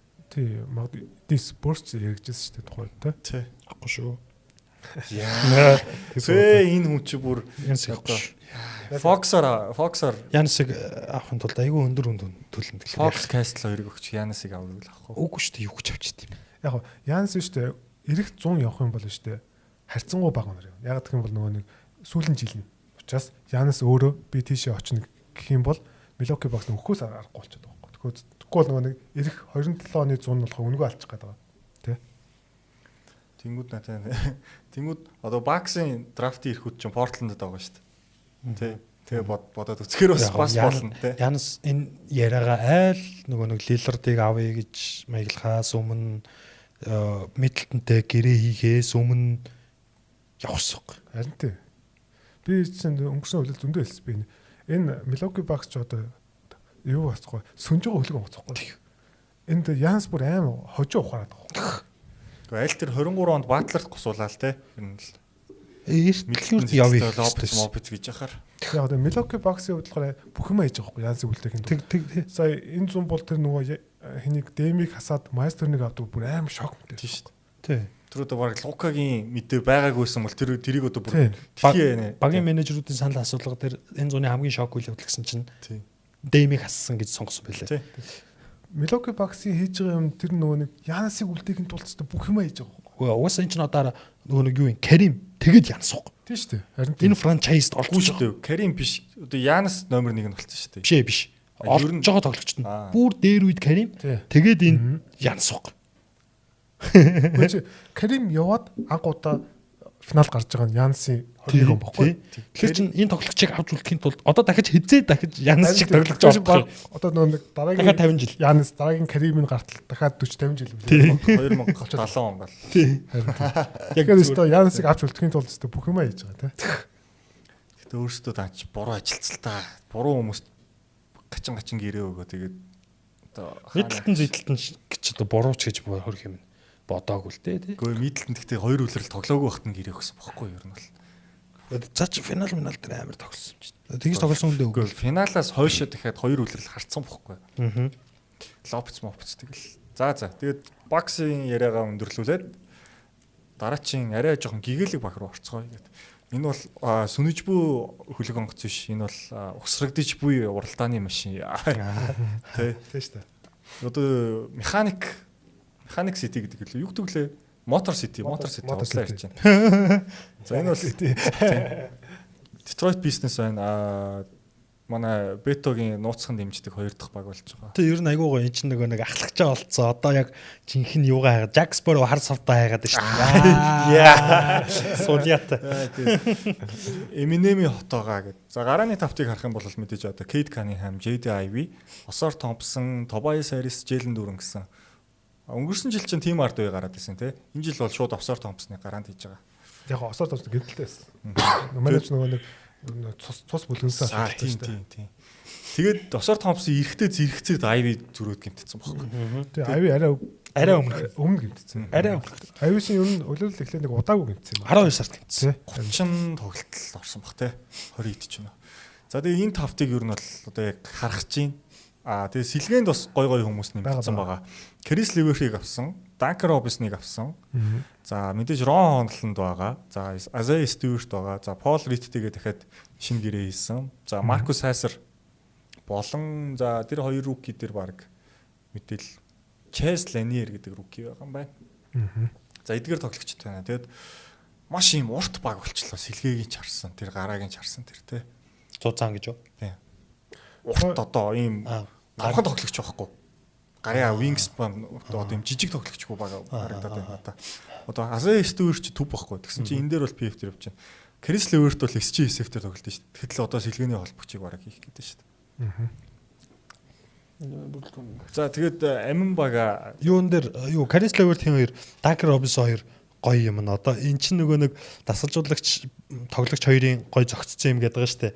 урд шугамаараа бүх тоглолтыг удирдуулдаг. Тэгэнгүүт Кейт Каниам өөрөө бүх тоглолтыг удирдах дуртай. Тэгэнгүүт өнгөрсөн үеэрл нөгөө нэг Тобайс Харрис хин Тим Хардвей Малик Бизли эдэр чинь сүнцэн байсан карьераа аварсан юм нь Кейт Каниам баггүй. Тэгэнгүүт энд нөгөө нэг юм дураараа ингээд одоо Данкер Робинсон бол бөмбөг хүлээгээл байж идэг хүн те. Тэнгүүд Карис Левер өөрт нь ирсэн бөмбөгийг бол шууд ингээд шууд төгсгдөг те. Өөрөө дураараач тоглох үедээ үнэхээр амар ур чадвартай гэдэг нэг юуны эсрэг гэдэр харуулж ирсэн. Тэгэнгүүт өнгөрсөн үеэрл Тим Хардвей хин хоёрын Малик Бизли хоёрыг хийж ирсний Карис Левер Данкер Робинсон хоёрыг хийх байхгүй. Тэгэхээр илүү сайжирж байгаа гэсэн үг. Одоо Данкер Робинсны карьерч бараг л сүнцэнлээс л да. Карис Леверийн карьер бол соног байсан шүү дээ. Левер бол сайн байсан шүү дээ, Капсаас явах хүртлээ. Тий. Тэгэхээр хоёр сүнцэн карьертай хүнийг аварж болсон юм чинь сөнөөгүй карьертай Карис Левер нөөр бол энд бол жинхэнэ дураараад дургана. Энэ баг бол үнэхээр гоё бол. Тэгээд нэмхэн Жейден Айви өнгөрсөн үйлрэлийг амар сайн эхлүүлсэн. Айгуу сайн эхлүүлсэн шүү дээ. 40% 3-аас шидэлттэй байсан. Тий. Гүйцэтгэл өндөртэй. Моног 21 оноод унцилж илүү баг. Одоо Кейт байхгүй тоглолтуудад төгсгөл хийгээд байсан байхгүй. Тий. Тэгэхээр одоо энэ үйлрэл Жейден Айви бүтэн үйлрэл тоглосоо. Гэхдээ ямар ч тач эрүүл буцаж ирж байгаа нь бол маш сайн мэдээ. Энэ баг бол үнэхээр гоё баг шүү. За хүлэгний хувьд тэгвэл Малик Бизлиг ер нь нэмэлтээр авах боломжтой юу? Одоо Бизлид зориулаад нэг зай бай гаргаад хүлээгээд байсан шүү дээ. Нөхөр чи асуудалтай болоод байсан. Малик Бизлиг мэдгүй одоо тэгээд авал бас сайн л үз. Гэхдээ одоо тэгээд яг одоо өнгөрсөн удирдлагын бүрэлдэхүүнээс гарсан эрснийг нь харьцуулах юм бол ер нь бол нэлээд ойролцоо болсон. Яг гэх юм бол Дэниш Шрёдер бас байсан байхгүй. Шрёдер ч явцсан тэгсэн. Тэгээд Тим Хардвей хоёр Малик Бизли те. Тэнгүүд нь Жейден Айви, Карис Левер, Данкер Робинсон гоо ирж байгаа байхгүй.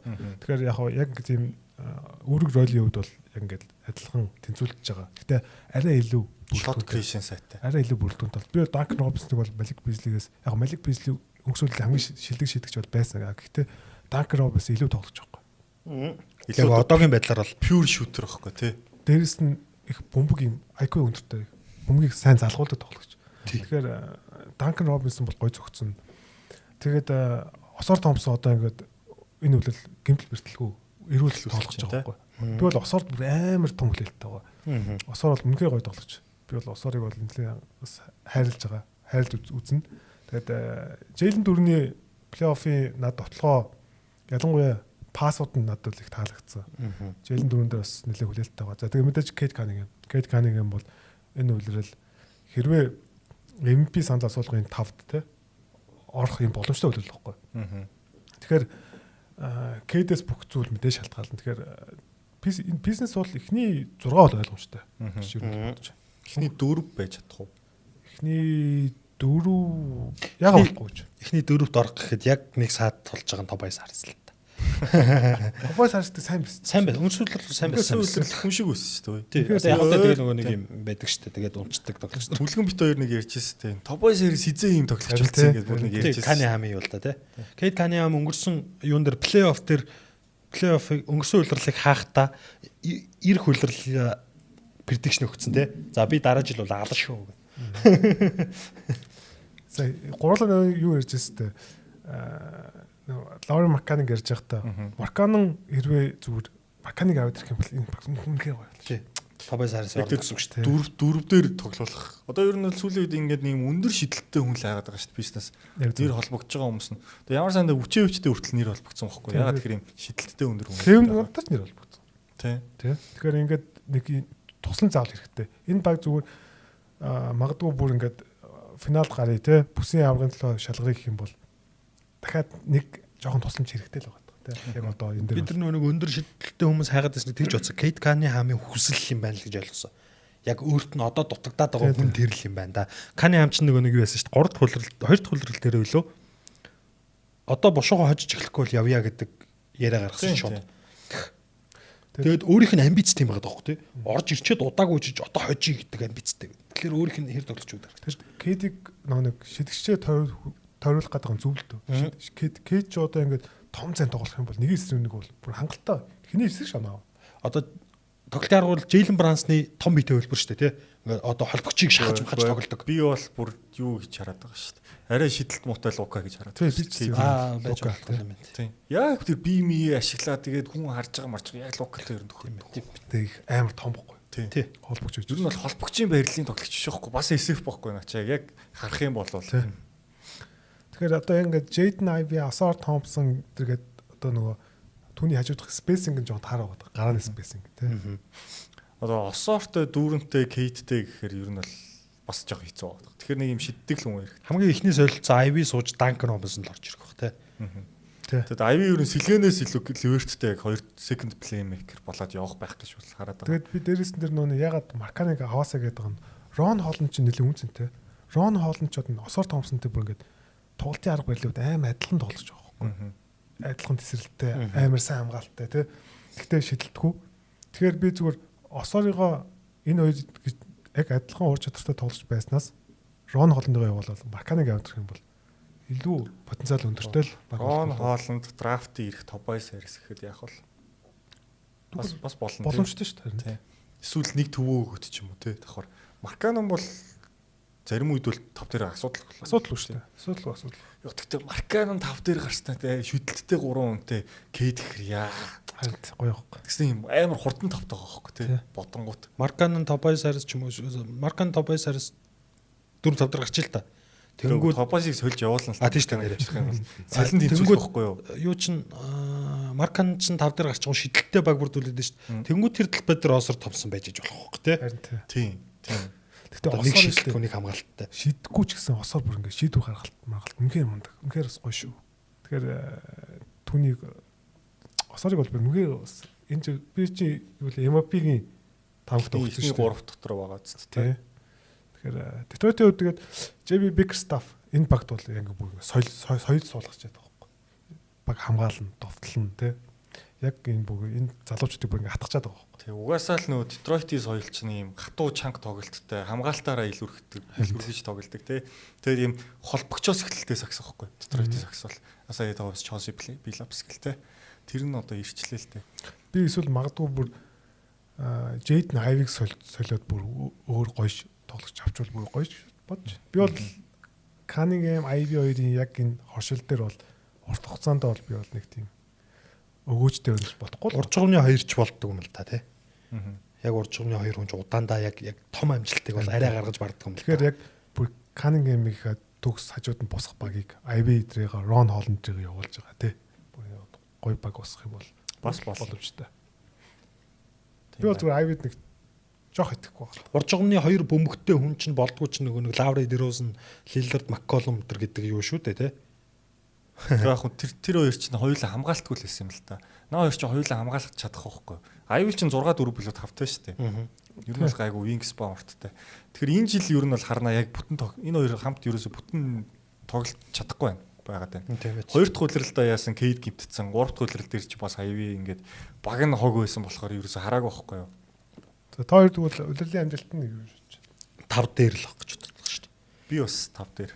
Яа тэгэхээр Атлантагийн за яг хөө дээр гарах боломжтой ч гэсэн Атланта бас гоё байгаа тань л та тэнд. Атлантагийн бүрэлдэхүүн сакс өөрөө яг нэг юм арай олон тоглолт улиралд хождог бүрэлдэхүүн байгаа юм л та. Плей-оффт бол Pistons илүү баг гэж магадгүй. Улиралд бол плей-оффт Атланта энэ хоёрт харуулт гэхдээ Pistons бараг апсет хийхэд би бол гайхгүй. Гахгүй ч уу тэгэл багтаа гэсэн. Эднийг чинь өнгөрсөн улирал нэгсийг ав залангаа алдсан баг. Тэгээ бараг апсет гэж нэрлэхгүй байх те тэгж хожлоо гэхэд. Яг уу 4-5 гэж гарвал ялч апсет л болно л доо. Тэгтээ тэгж санагдахгүй байх. Одоо жишээлбэл наа чин ингээд бүгд ингээ мисмач хаант хийгээ тоглож боломжтой байхгүй Трей Янгийг гээл бодоод эхлэхээр хөрөлтөө. За тэр плей-офф мовч аа. Ингээд 5-аар хүлэгний үед ихний 6 гэсэн те. Тий, би ч ер нь нэг 4-5 мовтлоо. 6 руу арай онцохгүй хаа. 6-аар бол би бол Баксыг гал бичээд байгаа шүү дээ. Бодчоод Sixers тэнд Raptors. Sixers орж ирээд үгүй шээ Pistons орж ирээд ч юм уу мэдгээ. Тэгээд ямар ч тач Raptors доллар орсон шүү. Би хэлсэн шүү. Кейт Каннингhamаас хоёр ер нь All NBA эдгээр баг гэж харж байна. Хоёрдугаар багт багтах ёстой үйлрэл болж байна. Бүр нэг ч биш үү?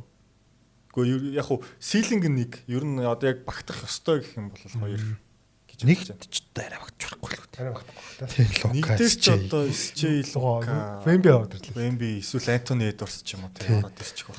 Гэхдээ яг хуу лигийн шилдэг 10 тоглогч нэг болох ёстой байлаа. Яг хуу за одоо Лука, SJ, Вемби, Эдвардс гэдэг энэ мундгуудыг арай давахгүй байх гэж штэ тий. хэрвээ Кейд эднэртэй яригадаад эхлвэл ямар гоё вэ? Харин Одоо Эдвардс, Лука, SG гэдэг чинь бүр ангид төвшингийн хүмүүс болчлоо шүү дээ. Ер нь бол одоо лигт. Би бол яг хуу SG, Лука хоёр л арай ангид байгаа. Би тэгтээ Эдвардстай бол нэлээд ойрхон болох болов гэж бодож байна. Ирэх үйлрэл гэхэд. Тэгээ SG-ийн хоёр чинь Эдвардс яг нэг левел дээр. Тий.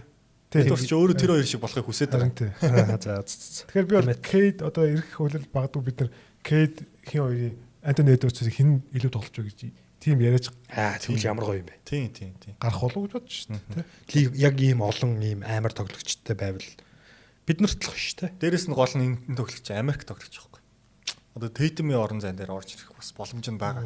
Тэгэхээр зүгээр плей-оффыг л үзэх юм бол хардаа энэ Нью-Йоркийн нөгөөний сайн маалч эсрэг бол Кейд бүр илгэлсэн шүү дээ. Тэгсэн шүү дээ. Микалыг бүр байхгүй болгох шүү дээ.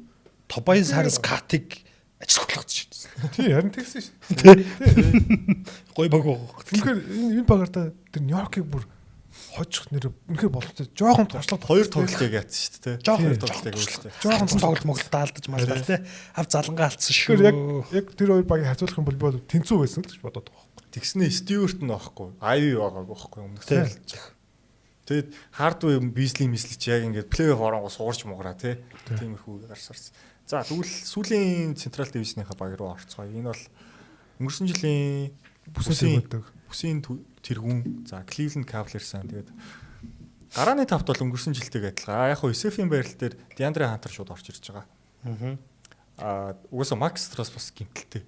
Тийм гимтэлтэй байгаа. Яг хөө Strus байх юм бол Strus гарах байгаа. Тийм. Яг хөө тэгээд идэг чинь нөгөө нэг SF дээрээ байнга солиод идэг юм л та.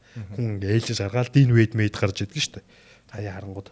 За тэгээд сэлгээндээ энэ жил бол Лонзо болыг авчирсан. Сая солилцоондоор гээд хэлсэн.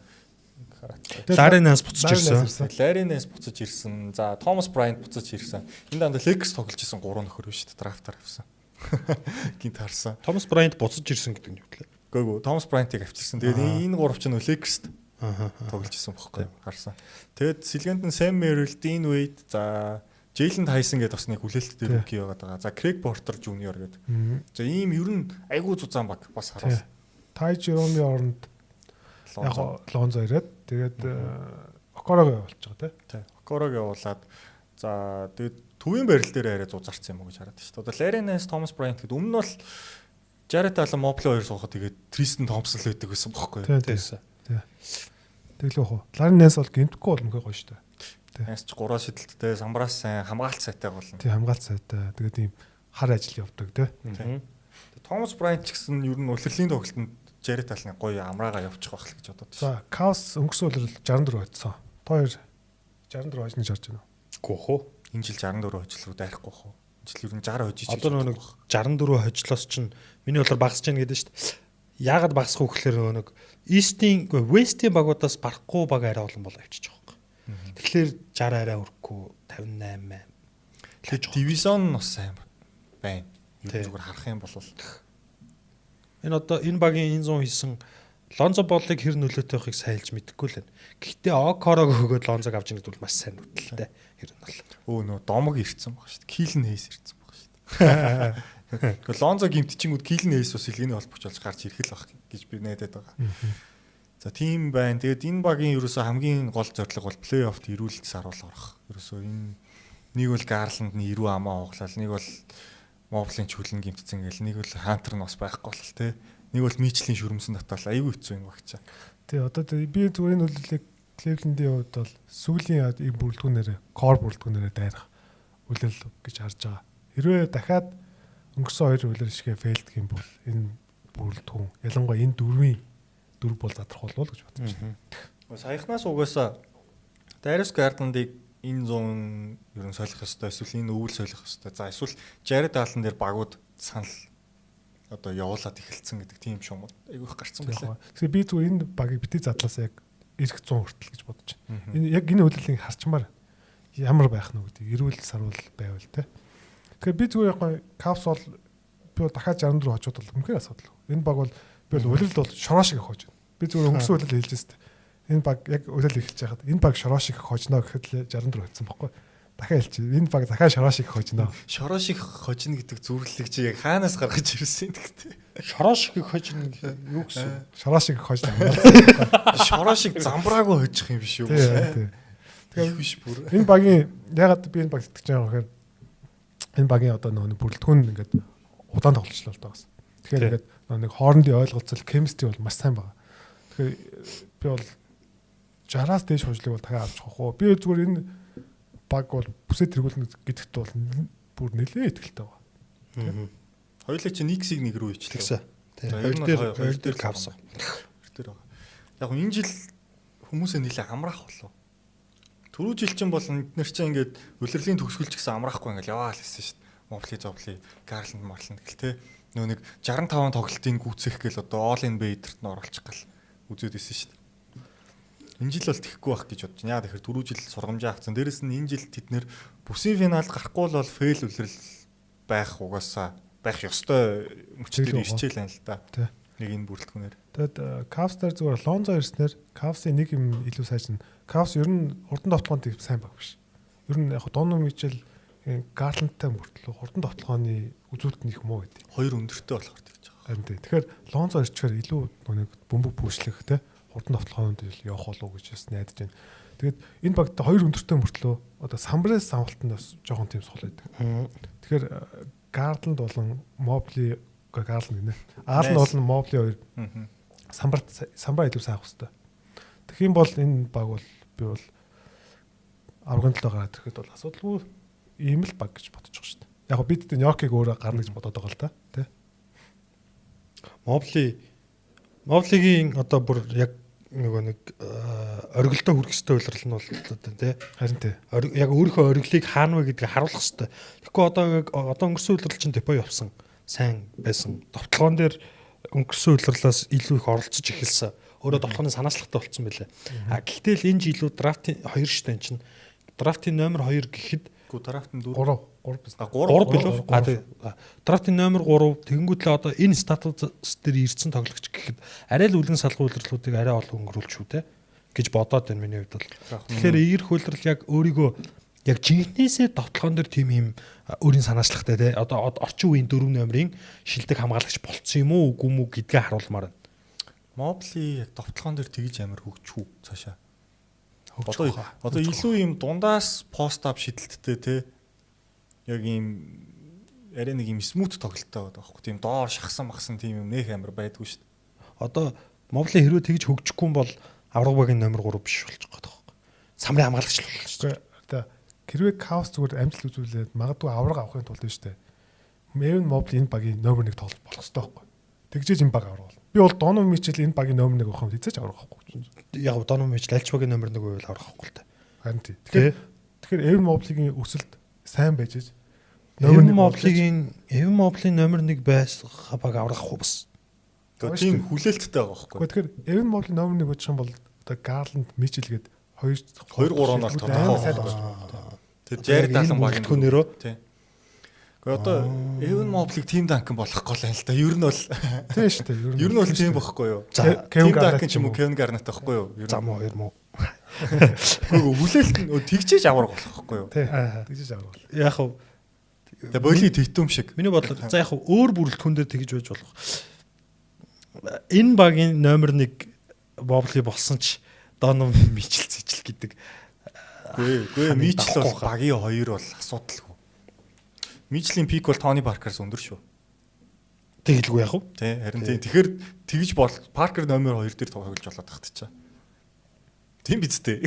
Ер нь тэр чин систем гэдэг арай өөр яриа. Харин энэ баг дээр ч гэсэн систем ингээд өнгөрсөн жилээ суугаад байгаа байхгүй уулна чаавс. Суугаад гэж энэ багийн чинь довтлооны систем энэ лигийн хамгийн шийд довтлоо байхгүй юм чинь.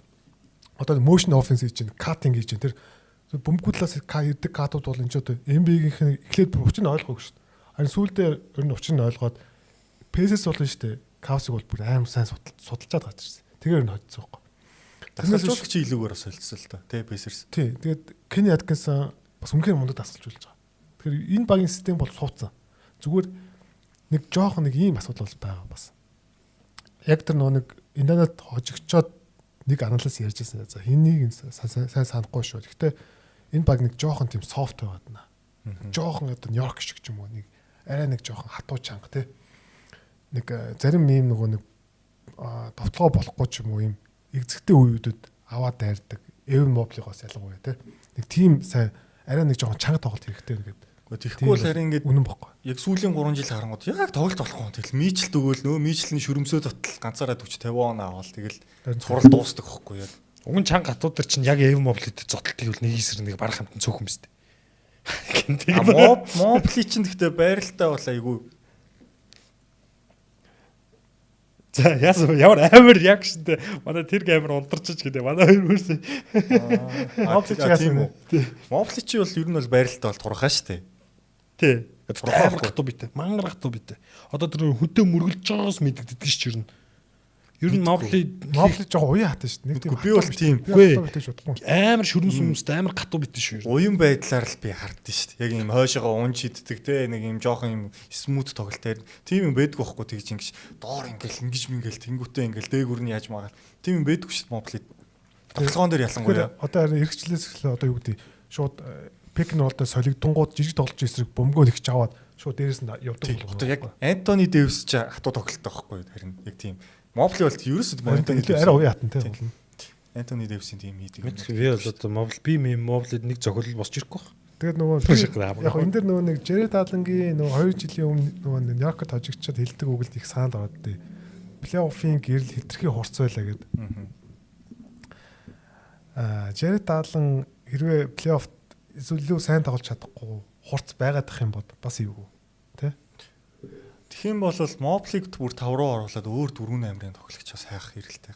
Гарах байх гэж бодоод байна. Jared Allen ч плей-офф оронгуутаараа байгаагаас жижигхэн болчихдог байхгүй сонирм тий. Тэгэхээр нөгөө нэг гэрэл хурцааны гэдэг чинь тэр байхгүй. Тэгснээ угаасаа нөгөө холбогчоос хамааралтай Garland бөмбөгийг нөхгүй бол Jared Allen баг талбай дээр товтлогон дээр хэрэггүй байхгүй. Эсвэл моблиг голоос нэг өөрөө ингэж яаж магад. Одоо энэ Javel McGill болчихдог байхгүй тий товтлогон дээр. Та ер нь Lonzo Ball-ыг хэр юутай гэж бодож байна? Өстой хэлж битг. Ер нь хэр гэмтэл бэлтгэл тоглох уу гэж бодож байна. Гэмтэл бэлтгэл бол угаасаа байна шүү дээ. Гэмтэл бэлтгэлийг бол Lonzo Ball-ын гэр бүлтэй тооцоолж байгаа. Тэгэх юм бол зүгээр магадгүй Ty Jerome-оос суларч юу?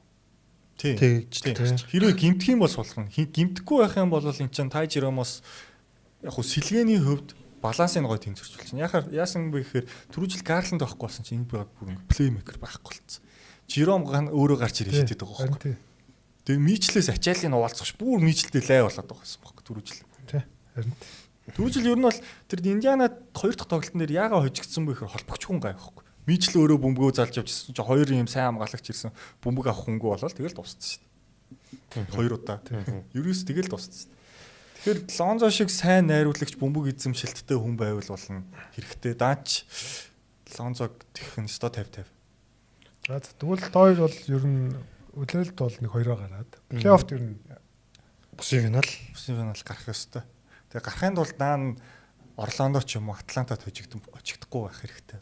Тий харин. Эсвэл Милоки ч юм уу тэгээ 7-8-аар гарч байгаа. Тэгээ хамгийн гол нь юу яачаарна. Гэмтэл бэртэлгүй л харчмаар тий.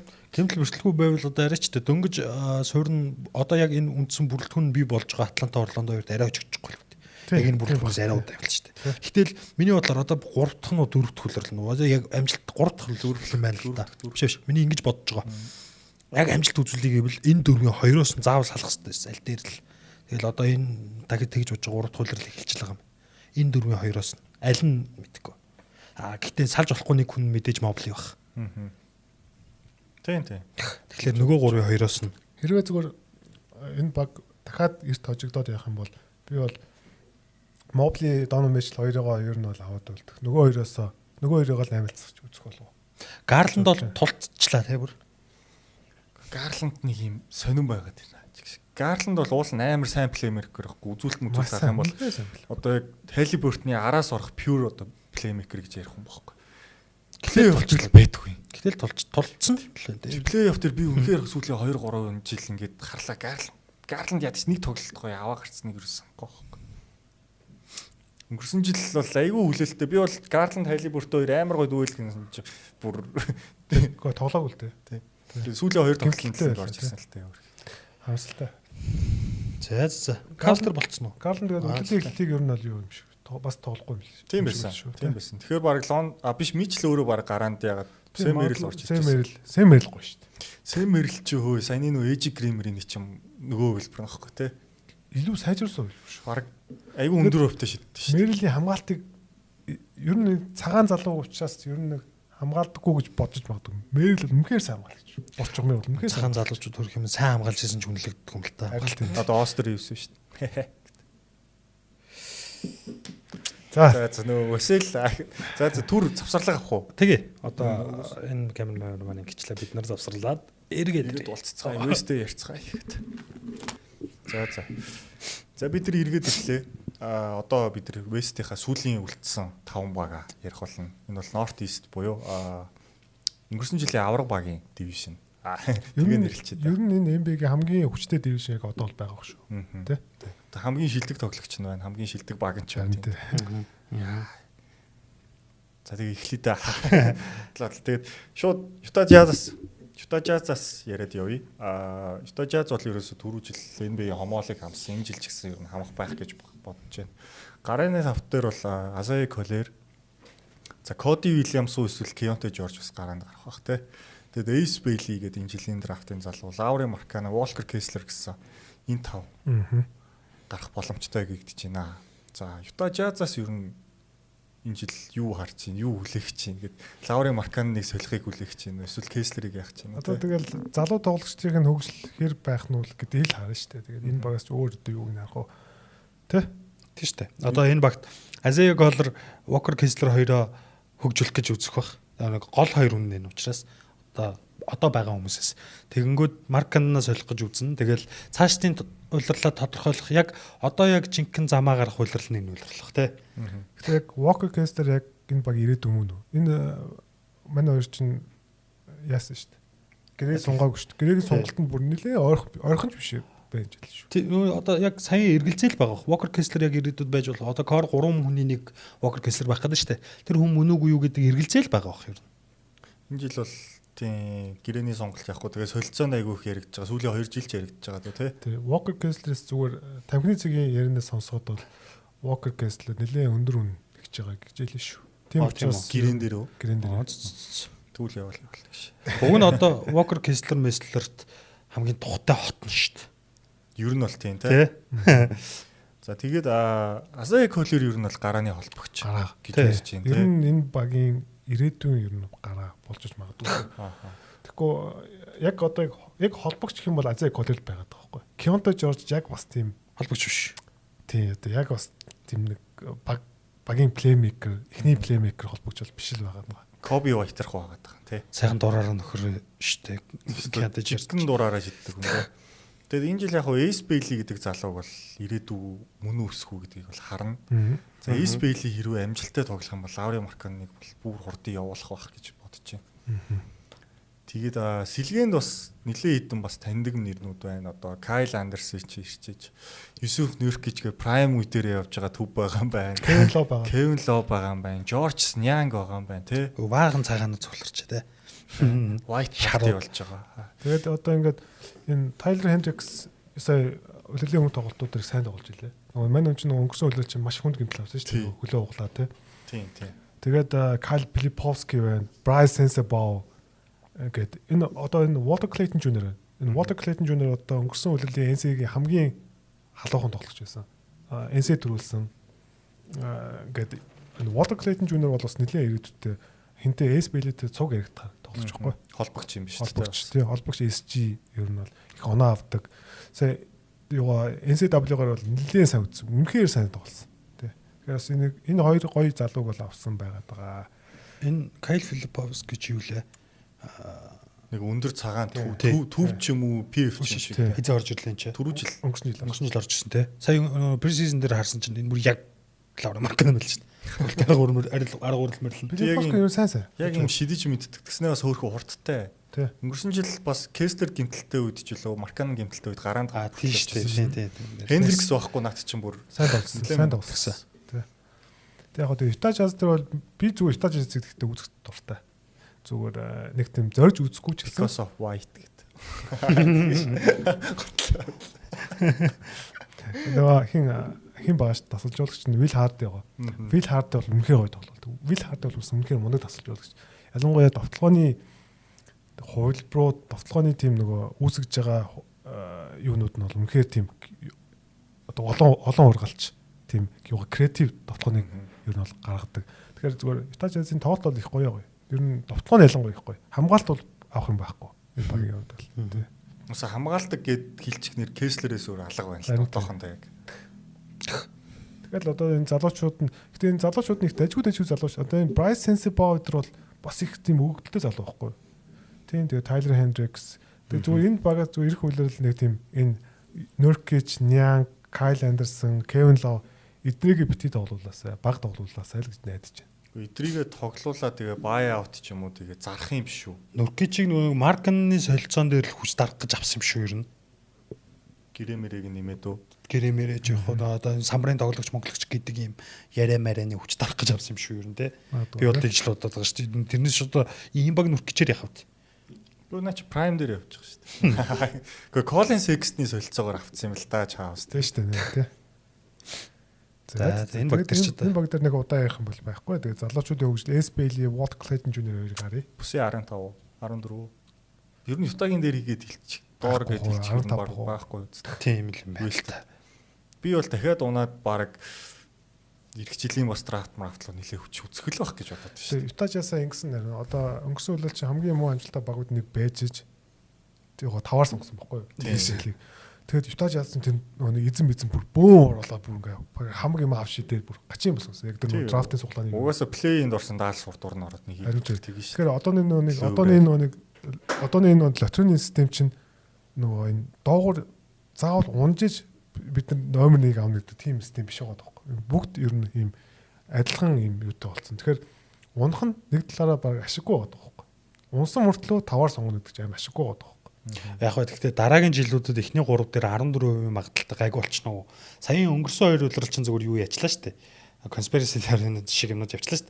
Mavericks нэг дээр орж ирж байгаа юм. Лукагийн солилцоогоор явуулсан байхгүй. Тэр жагаад гэхдээ яг шууд жилж болохгүй л те. Тэг яг тэгээд ер нь нэг тиймэрхүү юм болж байгаа. Тэгснэ дахиад Wemby очих хэвээр хамгийн зугаас нь Spurs байгаа учраас явж байгаа юм. Тэгснэ энэ жил манайх дахиад 2 дээр болчих штэ. Хамгийн сүүлийн 2 жил хараа л да. Өнгөрсөн жил Cooper Flag 1.8% Cooper Flag авч байгаа. Тэнгүүтээ Закари юугаар Researcher чинь болохоор 1.7% магадaltaй авч байгаа. Тэгэхээр ингээд нэг юм азны юмуд амар их байгаа байхгүй тий. Тэгэхээр доошо унах хамгийн бага гожилтой байх гэдэг чинь өөр юм. Харин мань нэг урдгашаа биш. Одоо Flag Wemby шиг онцгой хүн дараа жил ингээд нэг яг энэ юунууд нь байхгүй болчихно л гэдэг. Игчлийн драфтын 3 чинь бүр онцгой тоглож байна. Биш одоо эн чинь нөгөө нэг Дончичиг явуулсан учраас гэдэг Mavericks онцгой. Wemby учраас Spurs зүг гэдэг онцгой гэж хэлээд байхгүй. 2 онцгой юм үйл явдал. Тоглогч нь онцгой гэж байгаа юм шиг. Яг юм багтай нь хослуулж онцгой гэдэг байхгүй да. Энэ байгаа хөө. Энэ бол үйлдэлний онцлолаа. За. Тэгээ дараагийн баг руугаар. Одоо өөр Utah дээр нэг юм яриад байх. Тийм. Маканик нэр энэ 100 би л ирэх 100 бол Лавр Маканы өөр багийн өмсгөлтэй байх болов гэж харж байгаа. Энэ мидсизнаар баг үйл гэж хараад байна шүү. Харин тэгээ өвс өргөжтэй хамт хэдүүлээ угаасаа үлрэлийн дундуур ингээ гоё солилцоо молцооны шум гэхаар гоё Маканы гоё задлж ярина. Тэгэхэд түр хойшин тавьчих. За дараачийн ярих баг бол Portland Trail Blazers гэдэг баг байна. За энэ багийн гарааны тавтад бодлоо. Scoot гимтэлтэй учраас чрүү угаасаа гарна гэд хэлсэн байлээ. Scoot Lillard тайлайлна гимтэлтэй. Тий. Тэгээд чи энэ юм дээр Shaden Sharp, Kamara, Avdia, Klingen гэсэн энэ 5 гарах байх. Гэхдээ энэ дээр яг Grant гэсэн байлээ. Grant-ыг сэлгээнээс л болоо гэж би бодоод шүү дээ. Grant сэлгэ. Тий. Тэгэхээр Sharp, Kamara, Avdia, Klingen гэсэн 5 бол. Сая нөгөө үлрэлийн өмнөх тоглолтууд эхний тоглолтын дээр нь Grant гараад өнөөдрийн тоглолтод хин Avdia гарч ирлээ. Тэгэхээр энэ багийн хамгийн шилдэг тоглолт Avdia байхгүй. Тэгэхээр цаавал гарна л та мэдээж. Өнөөдөр нөгөө хаан янсан чинь яагаасаа тэгж хэлэхээр айгу муухай байгаа маа гэсэн. Хансан яан уу? Хансан яан тий алсан байл шүү дээ. Тэгээ бокс гарсан. Чи үлрэлийн өмнөх тоглолтын үзүүлэлтийг бүр эвтэж гээд рейтингийг өсгөж. Яагаасаа гоё л шүү. Тэмүгийн яг ч. Одоо Portland гоё юмнууд нь залуу тоглогчтой харна мэдээж. За Avdia хин Kamara Клингэн Яансан эдрээ харна те. Хажуугаар нь бас гоё юм Лилардтайгаа удирлыг өнгөрүүлнэ. Одоо Фенүүдт нь гоё юм те. Тэгээ дээрэс нь сэлгээч гэсэн айгу боломжийн болцсон энэ багч. Одоо танаад өс нөө Блэк Уэсли чи ирсэн билээ. Тэр мэр яах вэ? Тэгээ Матис Тайбул байна, Ян Хансан байна, Роберт Уильямс байна. За Крис Мурей гэдэг нөгөө Кигэн Мурейгийн ихэр байгаа. За өөр чинь хэн байгаа вэ? Дуоп Рит байгаа. Райан Руберт гэдэг бас энэ боломжийн. Ер нь бол сэлгээний айгу бас ийм тоглоулаад байвал бүрхэн ашигтай байж байгаа хүмүүс бол зүйл лээ. Тий, Портландын ирэх жилийн хамгаалалт бол үнэхээр гоё.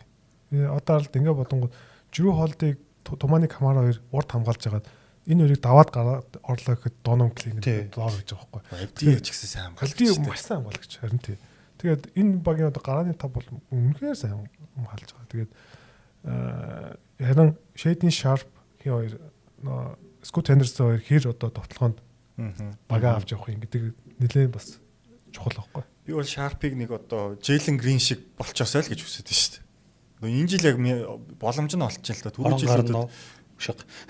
Гэхдээ яг Jalen Green шиг нэг юм тесрэлттэй оноо түүдэг нэг 20 оноо ботны авчдаг нэг хүн байдэн шүү дээ. Аха.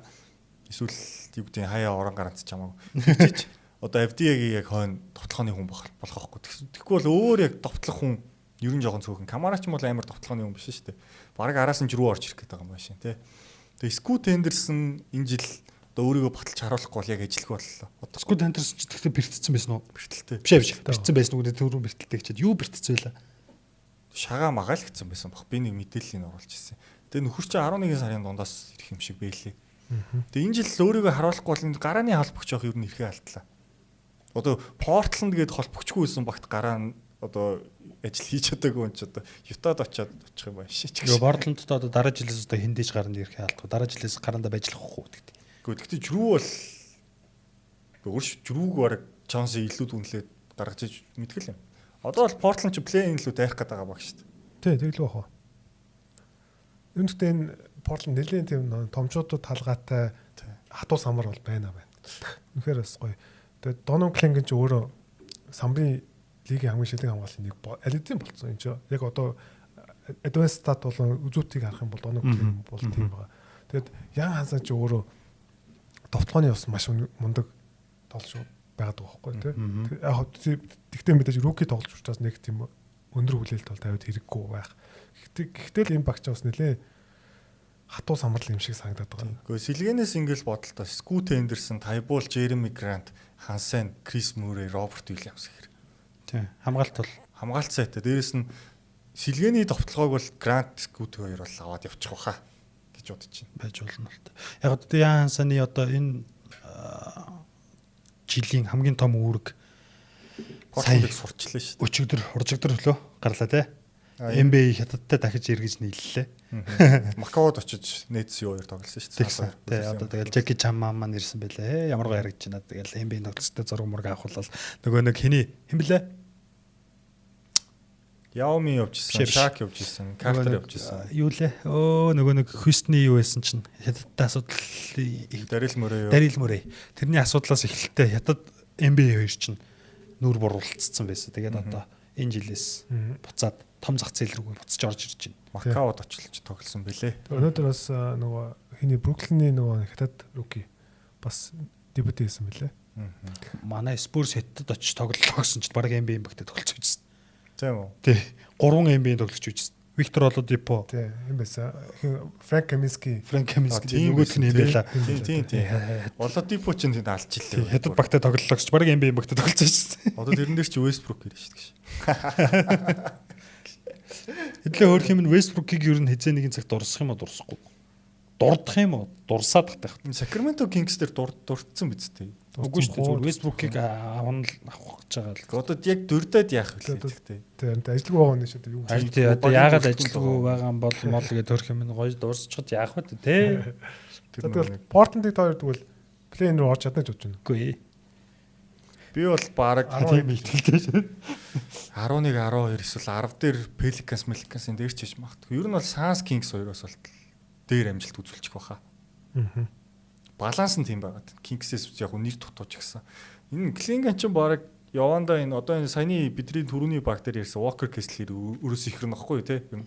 Яг харах юм бол үзүүлэлт дээр. Тэгэд Роберт Уильямсыг үн хөр гэж зарж магадгүй. Ер нь бол одоо Роберт Уильямсыг хэрэг бол энэ багт үнэхээр алга байна. Одоо энэ баг плей-ин руу орохын тулд wasted play-in руу орохын тулд эн чин том багуудаас нэлээ олон хожилцуулах хэрэг гарна шүү дээ. Тэнгүүд одоо энэ бүрэлдэхүүнийг харахад том багуудаас тийм олон хожилцуулах зангараг огтаалгал байна л та. Зулгаж магадгүй.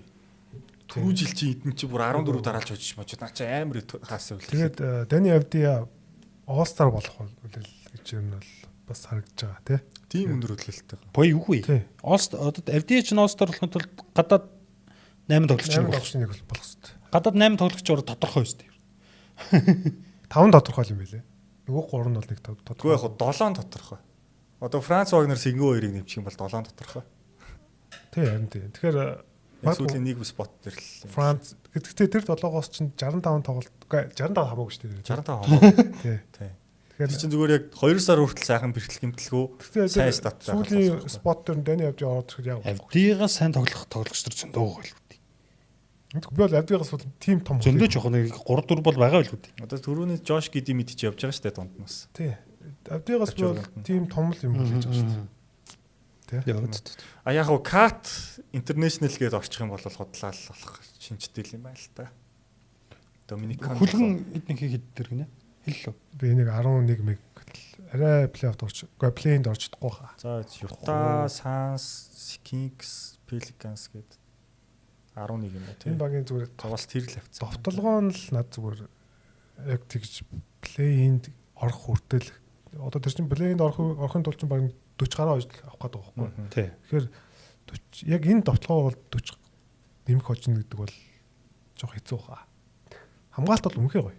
Би бол Туманы Камарагаас бас нэлээд том үлээлэг хүлээж байгаа. Камарагч одоо эрх төлөрлөлийн all defensive 1-р багийн хүлээлт үстэй. Харин тий. ESPN чинь 76-д үзсэн байсан юм байна. Тэгээд Камарач өөрөө довтлоонч дээр одоо сайжрах хэрэгтэй байхгүй. Ер нь сайжрах байх гэж найдаж шүү дээ. Гэхдээ ер нь бас ингээд тоглогчдыг анзаарах юм бол доолын NBA defensive 1-р багт ордог тоглогчдыг анзаархад ингээд довтлогоноос давхар сайжирсан тоглогч ихэнхдээ ордог тий. Ер нь ингээд бодоод байхаар таг хамгаалдаг тоглогчд бол 1-р багт нэг нэрлэгддэг шүү 2-р баг магтцаа. Одоо смарт ч өөрөө шиддэг болж ш 1-р багт нэрлэгддэг болсон шүү дээ. За тэгвэл Portland-ыг дуусгаад за дараагийн баг нь Миннесота Timberwolves. Миннесота Timberwolves гэсэн. Өнгөрсөн жилийн бүсийн финалд гарсан баг байна да. За энэ багаас бол явсан хүн гэвэл NAW л байна да. Тэ. Никол Александр Walker тэ. Никол Александр Walker. Өөр баг явсан хүн яг явсан том нэр бол харагдахгүй байна. Яг нь Лука Гарза ч юм уу нөгөө химийн Жош Миноти ч үлээ тэ. Тэдний явсан. Жош Майно тэ. Тэ. Энэ багийн гарааны тавтад яг хуу Майк Конли гэж энэ дээр яг битсэн байгаа ч гэсэн сүүлд прожект дээр нь бол Дивчензо, Эдвардс, Мактенелс, Рандл Гобергсон тавт байх шиг байлээ. Тэр Конли гарна гэж бодож байна. Роб Диланхам мэдээ тоглох байх шиг. Хийж байгаа юм. Одоо энэ жил тоглох хэрэгтэй байхгүй. Майк Конли ч одоо ер нь хөвшөшлөө шүү дээ. Одоо ч ер нь тоглолтныг унчлаа. Тэгэхээр Роб Диланхам чинь энэ баг чинь 2 драфт ирэх хөгжиж авсан байхгүй. Дээлж авсан байхгүй. Тэгэхээр Роб Дилинхамыг одоо заавал тоглуулах хэрэгтэй. Роб Дилинхам сайн тоглож иж одоо Миннесота Timberwolves-ийн амжилт. Одоо энэ үйлдэл мэл гарахгүй юу? Роб Дилинхам гарахгүй. Гараад. Одоо өнгөрсөн үйлдэл Майк Конлиг харсан чинь айгүй гизүү болцсон юм Майк Конли маань өрг юм. Тэгээд Эдвардстэй Дивинчензотой гэхэлэр чинь Эдвардс найруулагч нь. Тий. Тэгээ оноо авагч нь. Тий. Урд чугамны шилдэг хамгаалагч нь. Тий. Яг хуу шууд холбогч нарын хамгаалтан дээр бол Дивчензо очсон л даа. Дивчензо ч хамгаалт сайтай шүү дээ. Эсчи Лука Дивчензо тэдэр дээр ч юм бол шууд Мактенелс л очсон шүү дээ. Тийм, Мактенелс гэж билээ хамгаалдаг хүн байхад. Тий. Тэгээд ер нь бол холбогч нар дээр бол баг Мактенелс л очиж таарах юм байна да. Би зүгээр энэ Миннесотагийн хувьд бол за Никол Александр Walker-ыг алдаад нэг өөр нэмж хүн аваагүй байхгүй. Тийм. Тэгэхээр зүгээр яг энэ цаасан дээр мууцсан юм шиг харагдаж байгаа боловч би зүгээр энэ хинээс Terence Shannon Jr-аас их юм хүлээж байгаа. Тэгэхээр би энэ Terence Shannon Jr бол Rob Dillingham-ийн хөгжил Никол Александр Walker-ийн тэр одоо алдсан орон зайг нь бол өгчих болов уу гэж бодож байна. Тийм учраас ер нь нэг тийм мууцсан сайдсан ч биш. Ер нь бол нэг тэнцүүхэн л. За энэ орж их болов. Shannon Jr ч нөгөө нэг OKC эсрэг нэг тоглолт бол гарсан шүү дээ плей-оффт. Тэгээ Jalen Clark ч гэсэн бас айгүй. Тийм, Jalen Clark-тай ч үгүй. Ингээд 4-4 хүртэл тоглолцдог залуу байлаа шүү дээ. Тэгэхээр бас сэлгээний тоглогчд нь хөгжинэгээ тооцох юм бол бас гайв. Энэ залуу тоглогч нь байхгүй. Ялангуяа би зүгээр теннис шанжуураас их хүлээж байгаа. Зөрөгтэй шидчихдэм байл энэ бол. Их тийм тэгээд их тийм том биетэй тэгээд оролт нь амар тийм хурдан тесрэлттэй. Гэхдээ яг хөө Миннесота ер нь яг 100 бол зөв ажилласан гэж би хараад байгаа. NW-д өндөр гэрээ өгж байгаа хооронд яг илүү үнцэнтэй хоёр үнэ бол аваад үлдсэн байхгүй юу? Рандл Рид хоёртой. Тэгээ бас боломжийн гэрээгээр. Миннесота Timberwolves өнгөрсөн жил одоо нэг үйлрэл Роб Дилийн хамт нэг үйлрэл алдчихж байгаа байхгүй. Одоо Миннесотад тэртэргүй энэ үйлрэл чинь ингээд Майк Конли ингээ хөшөрчлөө гарааны тоглогч одоо ер нь биш болчлоо гэд энийг мэдж байгаа шүү дээ.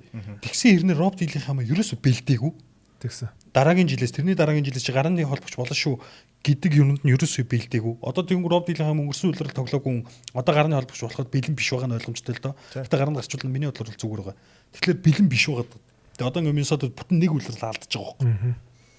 Өнгөрсөн жил угаасаа Рэндлиг авчирсан болохоор тэгэл дахиад аваргын төлөө дайрна л гэж үзэл тэгэл тоглосон баг гэж боддоо шүү дээ. Тий, тэгэл үхэ. Хүмүүсд NW Дивчензо 2 сэлгэнээс цэрэг орж ирээд ахаар зай байгаагүй юм л та бас. Тий, яг зөв. Тэгэхээр Миннесота Майкл минутыг багасгах хэрэгтэй шүү дээ түрүүжил гэсэн. Конлигийн минутыг багасгасан шүү дээ. 23 4 минут Тэгээ тоглосон. коллеж яг тэр 20 минут нөгөө сайн тоглосон. Үгүй 20 минут тоглох үстэй 30 минут тоглосон биз дээ. Үгүй 20 идлээс. 30 арай өрөг баха. Fantasy дээр ингээд суулгацсан байдаг шүү дээ. Би өнгөрсөн жил авч исэн болохоор сайн гайгүй юм. Тийм л. За тэгвэл тоо ер нь Minnesota Timberwolves-ыг дахиад бүсийн финалд хүрнэж бодож байна. Үгүй. Энэ жил үгүй баха. Энэ бүрэлдэхүүнээр удажчлаа гэж хараад. Дээрээс нь West-ийн багууд сая өнгөрсөн жилийн шиг бэртэж мэртэд одоо Стеф бэртэж мэртэд алга болцдгүй юм бол те эсвэл OKC-гээс ч юм уу эсвэл нөгөө юунаас Дэнүрээс хүмүүс бэртэд алга. Яг хөө тэгтээ Дэнүрт хамгийн эвгүй баг нь хിവэрэл байгаа л та. Тэгээд энэ баг бол зүгээр байгуу те. Тэрхий дутуу үнэтэй байгаа юм болов уу гэж санагдаад байгаа. Өнгөрсөн 2 үйлрэл бүсийн гарцсан. Тэгээд ардаа өнгөрсөн үйлрэлдээ одоо нөгөө хүмүүсийн өндрөөр үнэлдэг Lakers чинь будаа болгоцсон байхгүй яг үнэ хэлгээд. Тэгээд тэрний өмнө одоо Денерийг хоцсон гэдэг ч юм уу те. Энэ баг бол амар хатуу баг. Үнэхээр хэцүү баг. А гэхдээ зүгээр өнгөрсөн жил 6-аар гарсан шүү дээ энэ бүрэлдэхүүнээр. Харин тий. Тэгээд тэгэхээр би бол энэ жилдээ дахиад 6 дотор байгаа гэж бодож байна. Эннээс арай сайн бүрэлдэхүүнээр 6-аар гарсан шүү дээ. Тий. NW те. Нэг нас арай залгуухан Conley NW те. Яг гоо энэ дээр нөгөө гол нь юу нь болохоор би Anthony Edwards-ыг дахиад нэг төвшөө авах болов уу гэж бодож байна. Антони Эдвардс бол амар өөр болж орж ирэх хөө энэ үйлрэл. Би бол Рэндлийг энэ жил яг доктортой тоглоод багийн 2 шиг байж чадах уу гэдэг. Тэр бол эргэлзээтэй байна. Рэндл бол 2 үйлрэл дараал сайн тоглодог байхгүй юу? Ингээд нэг жил цоорчоол нөгөө жил нь алга болчдөг. Наа чи ялангуяа гэрээгээ авцсан одоо бүр ингээд. Тэгэд Назрид бас гэрээгээ авц бас яаж орох нь айгүй эргэлзээтэй. Next Рэндл яг тэгсэн шүү дээ. Харин тэгдэг. Гэрийг авангуудлаа бүр суган суглаа шүү дээ. Тоосоо хүрдэг болоод хүрээд ирдэг байхгүй. Тэгээд жоохон эргэлзээтэй үлээлээ ихлээс зүгээр компани ооцыг харахаар бүр ингээд Lakers-ийн доор тэгснэ Warriors-ийн доорч үлээ. Амар тутан үлээлээ. Гэхдээ арай өвлөрөлт харангууд Lakers Clippers-ийн доор байхад байхаар байгаа байхгүй. Харин тийм сонирхолтой юм билээ зүгээр. Би тэгтээ энэ баг бол эхний 6 дотор бол байчих болов уу гэж бодод. Тойр гэж бодож. Лээ энэ 9 8 сар явж байгаа шүү дээ. Би чинь Lakers Clippers 2-ыг 4-5 гэсэн те. За 6 л чигчээ дөө. Би ч хэлсэн байгаа шүү дээ. Манайх бол нааднаас ч илүү байгаа гэдэг. Тийш нэрэ те. Тийм ээ энэ үний 6 дотор чинь Spurs ороод ирэхэд нэрээ тийм юм байна. Нааднаас ч гэдэг байгаа шүү. Тэгж.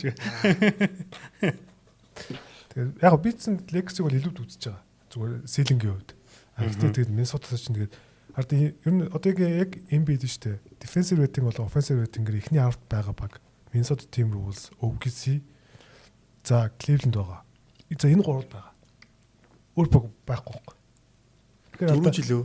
Тий 4 жил тийм байсан байхгүй. Clippers тийм байгаа болов. Clippers тийм байна. Товтлогон жоохон сул байсан. Clippers 2 дугаар хагас гэж орж ирсэн.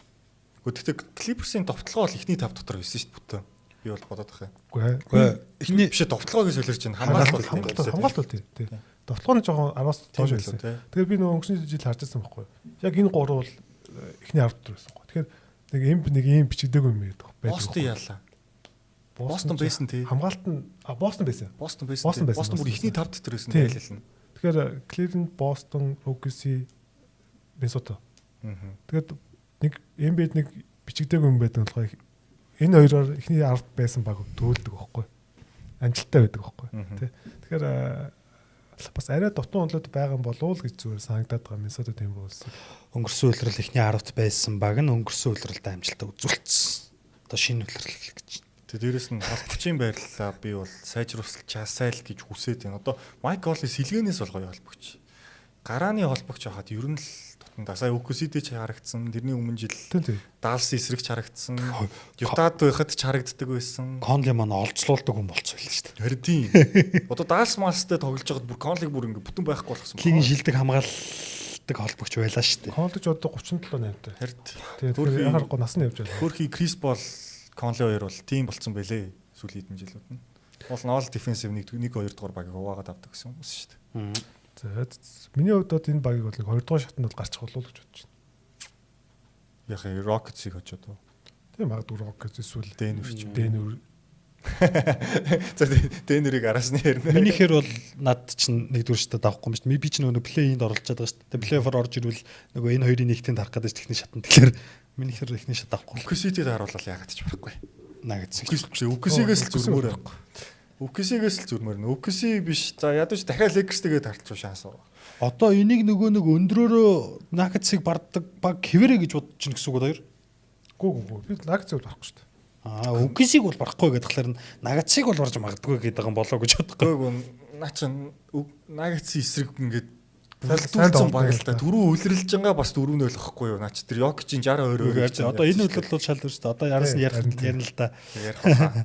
За тэгвэл шууд Нагац руу орё. Шууд Нагац руу орчлаа. Тэгээд энэ 100 ер нь бол хамгийн сайн сайжруулалтыг хамгийн баг дүнгээр хийцэн гэж би хэлэх баг Нагац. Хамгийн зөв нүүдлүүд хийсэн баг. Тийм. Тэгэхээр ерөөсөө Майкл Портер Жуниорын явуулснаар энэ багийн гарааны тавтыг харах юм бол мэдээж Жамал Мурray, Кристен Браун, за Кам Джонс ирсэн. Солилцоогоор тэгээд Аарон Гордон, Никола Йокич гэсэн. Маш гоё гарааны тавт бүр юм. Одоо Нагетс угаасаа л сүүлийн 3 4 жил гарааны тавт нь л төгс байсан шүү дээ. Тэрнээс илүү би сайжирчлаа гэж хараад байгаа. Тэгээд энэ багийн сэлгээн харах юм бол Russell Westbrook өөрийнхөө гэрээг хөдөлж авч яваа. Тэгээд Bruce Brown, Tim Hardaway Jr., Julius Strawther, за Pete Watson, Darren Holmes, Jonas Valanciunas Holmes гэдэг. Одоо өнгөрсөн үйлрлийн нөгөө нэг Йокич Аарон Гордны арын гол самбарын тоглогч нь энд одоо төвдөр жишээлбэл 3 тавьж байгаа. Jonas Valanciunas ирсэн. Одоо нөгөө нэг Миннесотагийн нөгөө том бүрдүүлсэн өөрсдөнд нь зориулж бүрдүүлсэнийг шууд Jonas Valanciunas-аар дуусгачих واخхой шууд. За танай томчоо одоо өнгөрсөн үйлрэлүүдэд байсан сул тал чинь шүү дээ. Йокич сунгууд гарааны төв нь Аарон Гордон болоод ийлээ шүү дээ. Нэг бол Peyton Watson гаралтай. Тий. Тэгэхээр одоо зүгээр л одоо хараа энэ дээр жишээлбэл ингэн зөө.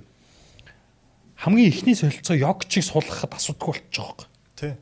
Одоо энэ бүрэлдэхүүн дээр харангууд сэлгээний найруулга Жамал Мурray ингээд суулгах гэхэд сэлгээний найруулгагүй болчихж байгааз. Тэгэнгүүт Жамал Муррayийг суухад Йокич байж байхын тулд ихний солилцоо Йокич суу. Тэгээд Valanciunas гарч ирнэ. Тэгээд дараа нь Муррayийг суух үед Йокич зөрлөө гэж бодоход Bruce Brown-тайгаа хамт гараад ирчих واخхой. Тэгээ 3 дахь найруулагч нь мэдээж Аарон Гордон. Тэгэхээр одоо Valanciunas-ыг авна гэдэг бол нөгөө найруулгагүй асуудлаа шууд энд шал өөрөөр шийдчихэж байгаа байхгүй тий. Сэлгэний найруулгагүй ялахнаа зүгээр ингээд Жамал Мурray pick and roll хийгээд тайчих дахиад ийм шийддэг ийм дундаа шийддэг ч юм уу гураа шийддэг ийм доор пост оп хийдэг төвтэй болчихсон. Тэгээд бүр дургу өрөөл Valanciunas-аар нэг шахуулаа 5 оноо бол ахуулчих шүү дээ. Ямар ч асуудал. Наач 3 мураа шийдчихнэ хөөе. Valanciunas одоо Йокичийг бол санаа амар нэг 16 минут суулгах хүнтэй болчих واخ. Плей-офф жоох өөр ах ч гэсэн үлрэлт бол тэгээ явчих байгаа. Үлрэлт бол хангалттай. Үнэхээр гоё. Тэгэл нөгөө нэг өмнө нь байсан хамгийн гоё зогцдог Bruce Brown эргээд авчирч байгаа юм тий. Тэгэд бас нэг юу ч бодож санахгүй шийддэг нэг нөхөр байгаад ирсэн. Наа чи одоо Julian Straft үед амар хичээл заах байхгүй. Гэж би хараад байгаа. Тэгээд одоо хин ирчлээ. Одоо нөгөө нэг манай Майкта цуг дээдэн тоглож байсан Darren Holmes өнгөрсөн үйлрэл чинь нөгөө нэг зуны лиг биш ээ. Бүтэн тоглоагүй шүү дээ. Тоглоагүй байхгүй. Хэлсэн ажиллаа. За Darren Holmes бас энэ багийн үед амар тийм үнэлж байгаа залуу байхгүй Darren Holmes бол. За хүлэгний хувьд үл Cam Johnson ирснээр MPG-ийн нөлөө гүйцэх үү? За яг нь талаараа өөрөө л зөвхөн хамгаалт зөвхөн товтлогоо ихгүй. Denver Nuggets-ыг би яг наад өдөр 2010 15 оны 7 сарын 12-ны өдөр. 2020 хэлсэн үү? 25 оны. Тэгээ 25 оны. Дэнэн Нагацыг бол эрх хүлээлийн авраг гэж ер нь бол хэлчихэд байгаа. Тэгээд миний таамагт Дэнэн Нагац зүрхлэх болов гэж бодож байна. Тэгээд тэрний гол юм нь бол мэдээж Cam Johnson. Cam Johnson ягаад зүгээр Michael Porter Jr-өөс илүү байж чадахгүй гэхээр нэгт хамаагүй бага цалин авч байгаа. Тийм утгаараа одоо Valanciunas, Hardaway, Brown эдрийг авах боломж гарч байгаа. За нэг тийм байна. За хоёрт болохоор Cam Johnson илүү олон талд тоглож байгаа. Илүү Michael Porter Jr-ийн нэг one dimension гэж ярьдаг. Одоо нэг талд тоглож тий. Cam Johnson бол хоёр талд тоглож байгаа.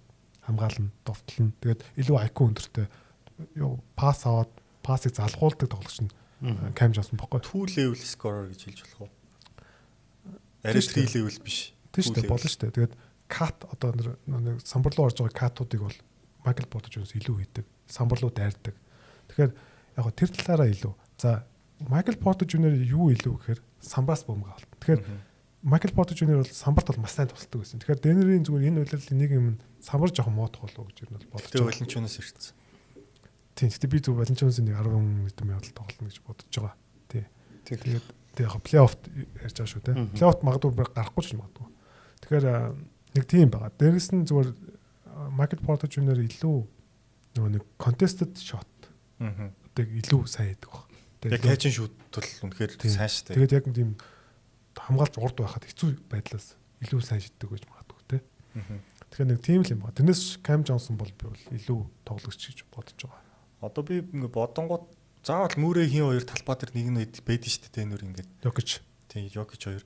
Тэнгүүд тэр хоёр байхгүй ч гэсэн Cam Johnson наач ганцаараа нэг 5 минут товтлого аваа явчих чаддаг байхгүй.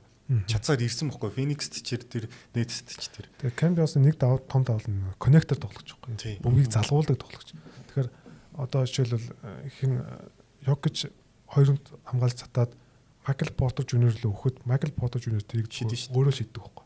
Тэгэхээр Cam Johnson аваад нэг залаад хамгаалагчийг хамгаалт яаж байгааг хараад цаашаа бөмбөг залгуулаа тий. Ийм нөгөө нэг ийм залгуулсан юмнуудыг бол сайн. Тэгэхээр Denver Nuggets илүү аюултай. Тэгээд илүү олон талт болж байгаа. Яг гэх юм бол Valanciunas гараад ирнэ. Дээрэс нь Aaron Gordon 5 дээр ашиглахад ардаа Bruce Brown гарч иргээд Bruce Brown ч өөрөөсөө өндөр тоглогчийг хамгаалдаг байхгүй. Тэгэхээр ингээд бүр хоёр томтойч тоглож болно. Ер нь David Adelman ч өөр Jokic Valanciunas-ыг цуг ашиглана гэж хэлсэн шүү дээ. Тэгээд хоёр томтой тоглож болно. Эсвэл нэг томтой тоглож болно. Эсвэл бүр Aaron Gordon-ыг 5 дээр Bruce Brown-ыг гаргаад юм жижиг мөртлөө өрөв дээр тий. Жижиг мөртлөө юм урт юм сайн хамгаалалттай ийм одоо гаргаж болно гэдэг. Ер нь бол маш тийм олон талт versatile болчиход байгаа байхгүй. Тэгэхээр Denver Nuggets бол ер нь маш аюултай. Тэгэхээр бас гоё болчиход байна тий. Би зүгээр ийм Denver ч нөгөө нэг удирдлагатай шинэ хүмүүсийг авсан шүү дээ. Rookie 2 залуу ирсэн. Энэ хоёрыг би ийм сайн ажиллана гэж юус төсөөлөв ингээд тасгалжуулагч менежер хоёроо халангуудаа бүр баг цоо шин юм дахиад бүр ингээд нөхөс хэрэгжиж байгаа хөөх тий. Тэгээ ер нь Jokic-ийн 90 үед байсан баг хамгийн шилдэг бүрэлдэхүүн. Тийм ба. Би бол шууд тийм. 23 оныхоос харахаар уур чадвар илүү байгаа хөөх. Цаасан дээр одоо өнгөрсөн үйлрлийг санаж байвал заяа. Ингэж ярьж ирсэн. Denver-ийн баг бүрдүүлэлт буруудаад яваад байна. Одоо ингээд MPJ-тэй гэрээтэй, Murray-тэй гэрээтэй, Aaron Gordon-тэй гэрээтэй, Jokic-тэй мэдээж гэрээтэй. Ингээд одоо цаашдаа гэгээ үзэхгүй гэж магадгүй гэж ер нь ярьж ирсэн заяа. Гэтэл энэ зууны яаж ажилласан бүр хэр сайн ажилласан харагдаж байгаа хөөх тий. Тэгээд дээрэс нь Bruce Brown-ы одоо энэ тайминг гоё таарлаа. Нөхөр мөнгөө ингүүтлээ амжилтыг хүсэх тэр зун нь айгуу гоё таарлаа. Витамин маар ирсэн тий. Тэгэхээр одоо энэ багийн одоо хаз одон нэгдүгээр бас гийсэн байгаад байгаа юм бол. Тэгээд дээрэс нь одоо Christian Brown чи одоо хөгжөөд байгаа хөөх. Ирэх үлрэлч одоо Christian Brown чи үнэхээр сайн тоглож шүү дээ. Christian Brown 30-40 саяыг авмаар байна гэсэн байлаа. 25-30 сая гэсэн байлаа. Тийм байлоо тий. Nuggets тэрийг өгөх үү? Өгнө. Би бол одоо өгч таарах байх л гэж хараад. Өгөх нь зөв үү тэгвэл? Одоо ингэ нэг 2022 оны драфтын чинь нөгөө нэг юугаар грийн сонголт аваад эхэлсэн байхгүй. Одоо 10 сарын 20-оос өмнө авах хэрэгтэй. Тэгэхээр Denver Nuggets нэг хоёр юм том асуудалтай тулгарч байгаа. Christian Brown тэр 25-30-ыг нөхөн. Дээрэс нь Peyton Watson-ыг гэрээ бас яригдж байгаа. Тэгэхээр энэ хоёрыг би зүгээр Christian Brown-ыг эхлээ сонгочих болов. Тэгээд Peyton Watson-ыг дараа зам болов гэж бодож байна. Тэгэхээр Кристен Браунд хэрвээ биш үү 25-аас 30 саяг өгөх юм бол эдний цалингийн юу нээр хэцүү болчихно. Одоо энэ жилээс өөр сонголтгүй болчиход байгаа хөөе ирэх жилүүдэд. Ирэх жил тэгэхээр нэг second appointment авчих гээд байгаа хөөе. Тий давна. Тий. Тэгэхээр second appointment авахаар одоо энэ Denver Nuggets-ийн багийн эзэн нэг хин биш үү Kroenke-гийн гэр бүл. Kroenke-гийн гэр бүл чинь тэгж илүү зардал гаргах дурггүй. Ер нь бол мөнгөндөө жоохон харам эзэн бохгүй. Тэгэхээр бас яадаг бол тэр юу л шүү дээ. Ерөөсө гаргалгаа нэн л шүү дээ. Кристен Браунд гэрээний сонголт өглөө гэж бодоход энэ жилдээ авраг авахгүй болвол хин нэгэнд дараа жил явна. Өөс авна л та. Ерөөсө тийм л юм байна. Тий. Авраг авчвал яг уу наа чи ингээд бас сэтгэл мэтгэл нь өөрөө болчих магадгүй. Иргэжлээс чинь нөгөө нэг Aaron Gordon-ийн гэрээний сонголт чинь орж ирэх байхгүй. Тэгэхээр арай шууд ингээд амар өндөр цалинтай болчиход байгаа. Энэ бүрэлдэхүүн авраг авчлаа гэхэд сэтгэл хөдлөж гэхгүй ер нь авраг авсан бүрэлдэхүүний second appointment давуулна л да. Тэгвэл давуулна. Тий. Харин Celtics яаж давуулсан шиг тийм л байна. Хэрвээ зүгээр финалд гараад бүр амар өрсөлдөөнтэй ч юм уу ийм одоо нэг харамсалтай нэг хожигдсон үе барин зүрэн дээрээс барин зүрэн дээрээс хожигдсон үе ч гэсэн давуулж болоо гэж найдаж байна. Тийм тий. Давуулаасаа дахиад финалд гарлаа гэхэд ч хожигдохгүй л хаалта. Бүсий финал. Тийм ээ. Тий ер нь тийм шүү. Ер нь тийм шүү. Финал гарлаа гэхэд би ерөөсө Денверийг хожиж байгаа East-ийн баг харахгүй байгаа. Тийм ээ. Тийм харин тий. Тэгэхээр бүсийн финал магадгүй OKC дээр дахиад болоод хожигдвол магадгүй Kroenke дахиад нэг жил харъя гэж магадгүй шүү. Байж болно бол. Тийм. Тэгвэл Jokic ирэх үеийг хайр өнгөрөх. Харин лигийн шилдэг тоглогч тойж нэг аврахтай гэж. Дэлхийн шилдэг тоглогч. Утгагүй болох гэдэг байна шүү дээ. За. Тэгвэл сүүлийнхаа багийг яриад. хоёр үлрэлт ер нь нэр амжилттай байх. 2. Плюс 2 дээр. 60 хожих болов. Хожих хаа. Би бол Cavs-ыг 60 хожих гэж орно. Nuggets-ыг 60 хожих гэвэл илүү үнэлнэ. Бас байх. Үнэлнэ бах уу илүү нөгөө талд нь гарна. Яг Cavs-тай адилхан юм байна л да.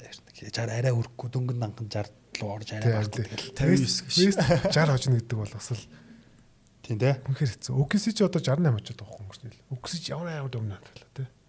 Тэгэхээр ер нь нэг 58 9 хожих байгаа. 60 арай өрөхгүй ч магадгүй. Гэхдээ ер нь ойрхон дуусах болов гэж бодож штэ. Тэгээд Денверээс би нэр хамгийн гол чухал юм марцсан байна. Денвер хэрэг авраг авахын тулд Жамал Мөрэ шиг байж авраг авна. Хэрвээ Жамал Мөрэ шиг байвал тий. Жамал Мөрэ шиг байхгүй бол одоо нөгөө Канадын шигшэгийн Жамал Мөрэ шиг байх юм бол авраг авахгүй байхгүй. Биш үлрэлийн Жамал Мөрэ байвал авахгүй л тий. Тэгэхээр Мөрэгээс маш олон зүйл хамаарна тий.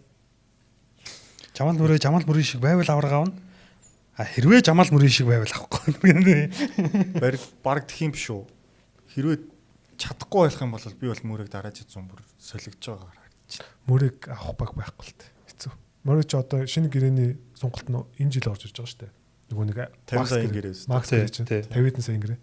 Тэгэхээр Жамал Мөрийг бол авах баг. Жамал Мөрөө өөр багт очлоо гэхэд шууд SG болох бах те. Fox-оор солиё. Яах юм бэ? Тэр бүрд ордуулах гэж байна. Fox-оор солиё. Garland-аар солиё. Би ямар нэг мөрөө хүсэх нь хүсэж байгаа.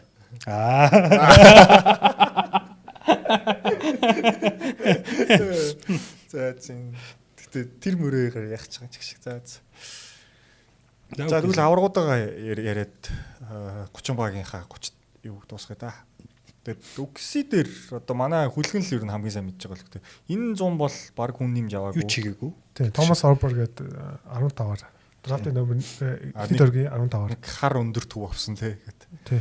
Тэгээд даас маань бэлтгэл дээрээ гинтээд улирлан дууссан. Бас ACL-ийн шүмсээ тасалсан. Тийм бас. Тэгээ Никола Топичи бас үлрэл нь эхлэх арай болоогүй юм шиг үлээ. 4-5 7 хоног гэмтэлтэй гэсэн мэсэн. Тэгээд баахан хүмүүс гэрэл сайхан өглөө энэ 100. Тэ одоо тэгээд нөгөө хүртэх өстой хүмүүстэй өстой мөнгө өглөө тэ. Одоо тэ чэт, шей гэх бүгдэнд нь л гэрээ өглөө. Хоёр жил Уильямс хоёулын гэрээ өснө. Тийм. Тэгээд энэ жил ер нь 65 дахиад хожих болоо үгүйсэ. 68 хоцсон гэж нийл. Тэгээ 65 плюс гэж байгаа шүү. Хожих уу? Ер нь арай би бол 68-д арай хүрэхгүй хаа. Гэхдээ ер нь нэг 64 5 ер нь хожих уу. Одоо энэ багийн чинь ирчүүч мүч бол нөгөө нэг энэ доогуур багууд одоо нөгөө нэг эсрэг талд одоо буулс ч гэдэг юм нэг юм том багуудад халгаатай дэргээд байгаа шүү дээ. Тэр багууд ерөөсөө харьцахгүй байхгүй. Ямар ч өршөөл байхгүй байхгүй. Тэднээс баталгаатай хожлууд аав. Тийм. Тэгээ OKC би зүгээр ягаад 68-аараа очихгүй өнгөрсөн жилээсээ дордохгүй зүгээр нэг хожлын хувьд шүү. Тэгэхээр нэг авраг авсан багуудыг чинь нөгөө одоо бус хорьсон багч агнах гэж одоо бүгд судалсан байна. Судлаад ороод байна тий. Тэгэхээр бас тэрэндээ нэг жоох юм байгаа. Дээрэс нь JW маань хувьд нөгөө нэг баруун гарны тэр нөгөө нэг хагалгаан бас бүрэн идгээгүй байгаа юм шиг. Улирлыг нэр эхлүүлэхгүй гэж ирчихсэн санагдав. Тий, улирлыг эхлүүлэхгүй гэж магадгүй байгаа. Одоо хүртэл тийм шидэлтийн бэлтгэл хийхгүй л байгаа юм шиг байл шүү дээ. Тэгэхээр бас нэг тийм бас асуудал бол байгаа. Гэхдээ зүгээр өгсөгийн хувьд бол асуудалгүй дээ. Тэгээд нэг тийм ярих юм юу ах вэ? Энэ жил яах вэ? Чэт ер нь нэг баг All Start яригдах улирлыг өнгөрүүлчихсэн гэж хараад байна. All Start биш юм аа гэхэд бол цаашлаа deployed ч юм уу те. Одоо энэ багийн чинь одоо defensive anchor нь бол яг чэт байгаа байхгүй юу? Бүх талд шилдэг хамгаалагч нөх юм бол Америк 16-ад бол чэт мэд орчиж болно шүү дээ. Сайн тоглолттой. Тэгээ дээрээс нь багийн амжилт нөлөөлнө шүү дээ тэр. Яг бухот гэхээр Америк тоглогчд бас хэцүү болчиход байгаа шүү дээ. Тэгэхээр Окусигээс 3 тоглож байгаа юм гэхээр бас тий. Бид ер нь чэт хомгийн одоо энэ багаас хамгийн одоо өсөх боломжтой. Ер нь чэт хомгийн бидний магадгүй зүгээр 50% харцсан ч байгаа байхгүй шүү. Одоо зөв потенциалын хувьд.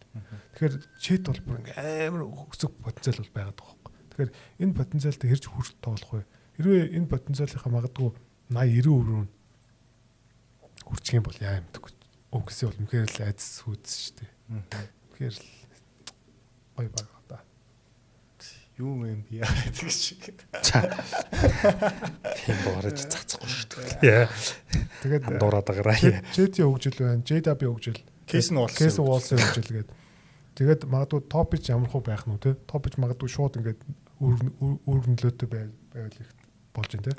Би бол баг үр нөлөөтэй байхад бол асуудалгүй л гэж хараад байгаа шүү дээ. Марктай нь бол бүтэн нэг жил одоо энэ хүнийг бас яаж энэ систем суулгах гал бодоод олцсон л баг гэж бодож байгаа. Тэгэхээр Окусигийн хувьд бол тэгэл яг хоо ер нь сүүлийн одоо 2017 оноос хойш ямар ч баг одоо дараалж авах авсангүй тий. Тэгэхээр бас одоо нэг юм хүнд сорилтын өмнө ирээд байгаа байхгүй. За авраг авах амархан аврага хамгаалнуудыг бүр хэцүү гэдэг шүү дээ тий. Тэгэхээр хэцүүг нь одоо тэгэл харуулхандаа нагад харуултан даа одоо тэгээд бид нар одоо тэгэл яад нь шүү дээ. Түрүү жил бас Бостон яг үдид ингээл ярьжсэн тий. Номер 1 тий. Тэгээд юу болох нь харъя. Өөр орог өгөхөөс дээр яриад байгаа юм байхгүй. Яг нэг ийм юм байдаг. Авраг авцсны дараа жил нь яг ийм үүргийн тоглогчдын тэр нэг юм гой тохиолд алга болчдөг. Дандаа тэгдэг. Жил болгоо ажилладаг. Одоо энэ жил одоо энэ Асаяж ROV-гээс эдэр ингэж амар сайн шидэх гэдэг дээр бас эргэлзээтэй. Лидерүүд нэг юм аяагээддэг те. Одоо өөр чи юм Кендрич Уильямс эдэр яг ингээд түрүү үлрэлт байсан шиг юм гой өлсгөлийн юм ирч хүчтэй ингээд сэлгэнээс гарч ирэл ингээд тав гэл байхгүй болгочтой шүү дээ. Тим юмнууд нь байх уугүй юу те нэг юм. Одоо энэ чинь нөгөө нэг дахиад сэтгэл зүйтэй холбоод ярихад байхгүй юмны хойноос зүтгэж байгаа хүн шал өөр зүтгэж байгаа шүү дээ. За одоо би яг юу гэж хэлэх мэдэхгүй. Тэгэнгүүт одоо энэ улирал байгаа юмны хойноос өрсөлдөхтөө байхгүй юмны хойноос өрсөлдөж исэн тэр нөгөө нэг сэтгэл зүгээ эргүүлж олж авахд хэцүү байхгүй. Одоо тэр хүмүүс чинь одоо ингээд өөрийнхөө байгаагаас одоо зарим өдрөл өөрийнхөө байгаагаас илүү давуулж биелүүлсэн байгаа шүү дээ. Тэгэнгүүт одоо юмыг авцсан хүмүүс чинь өөрийнхөө өөрийгөө давуулж биелүүлжсэн гэдгийг мартчихна. Тий. Одоо миний байгаа л энэ багт хэрэгтэй гэж үнэлээд одоо өнгөрсөн улирал 120% тоглосон бол энэ улирал 90% тоглож байгаа байхгүй. Сайн. А гэхдээ өнгөрсөн улирал шиг сайн биш. Харин тий. Одоо жишээлбэл би Алекс Карус өдрийг улиралд бол амар тийм нөлөөтэй байна гэж бодно. Харахгүй л байгаа. Яг плей-оффт л яана вөхөөс. Жишээ нөгөө Карусоч нөгөө хамгийн өвөр хэд тоглогч гээд өнгөрсөн жил чинь. 4 жил чи угаасаа гэрээний сонголт хийчихэд бараг тоглохгүйсэн бохоггүй юу? Карус за.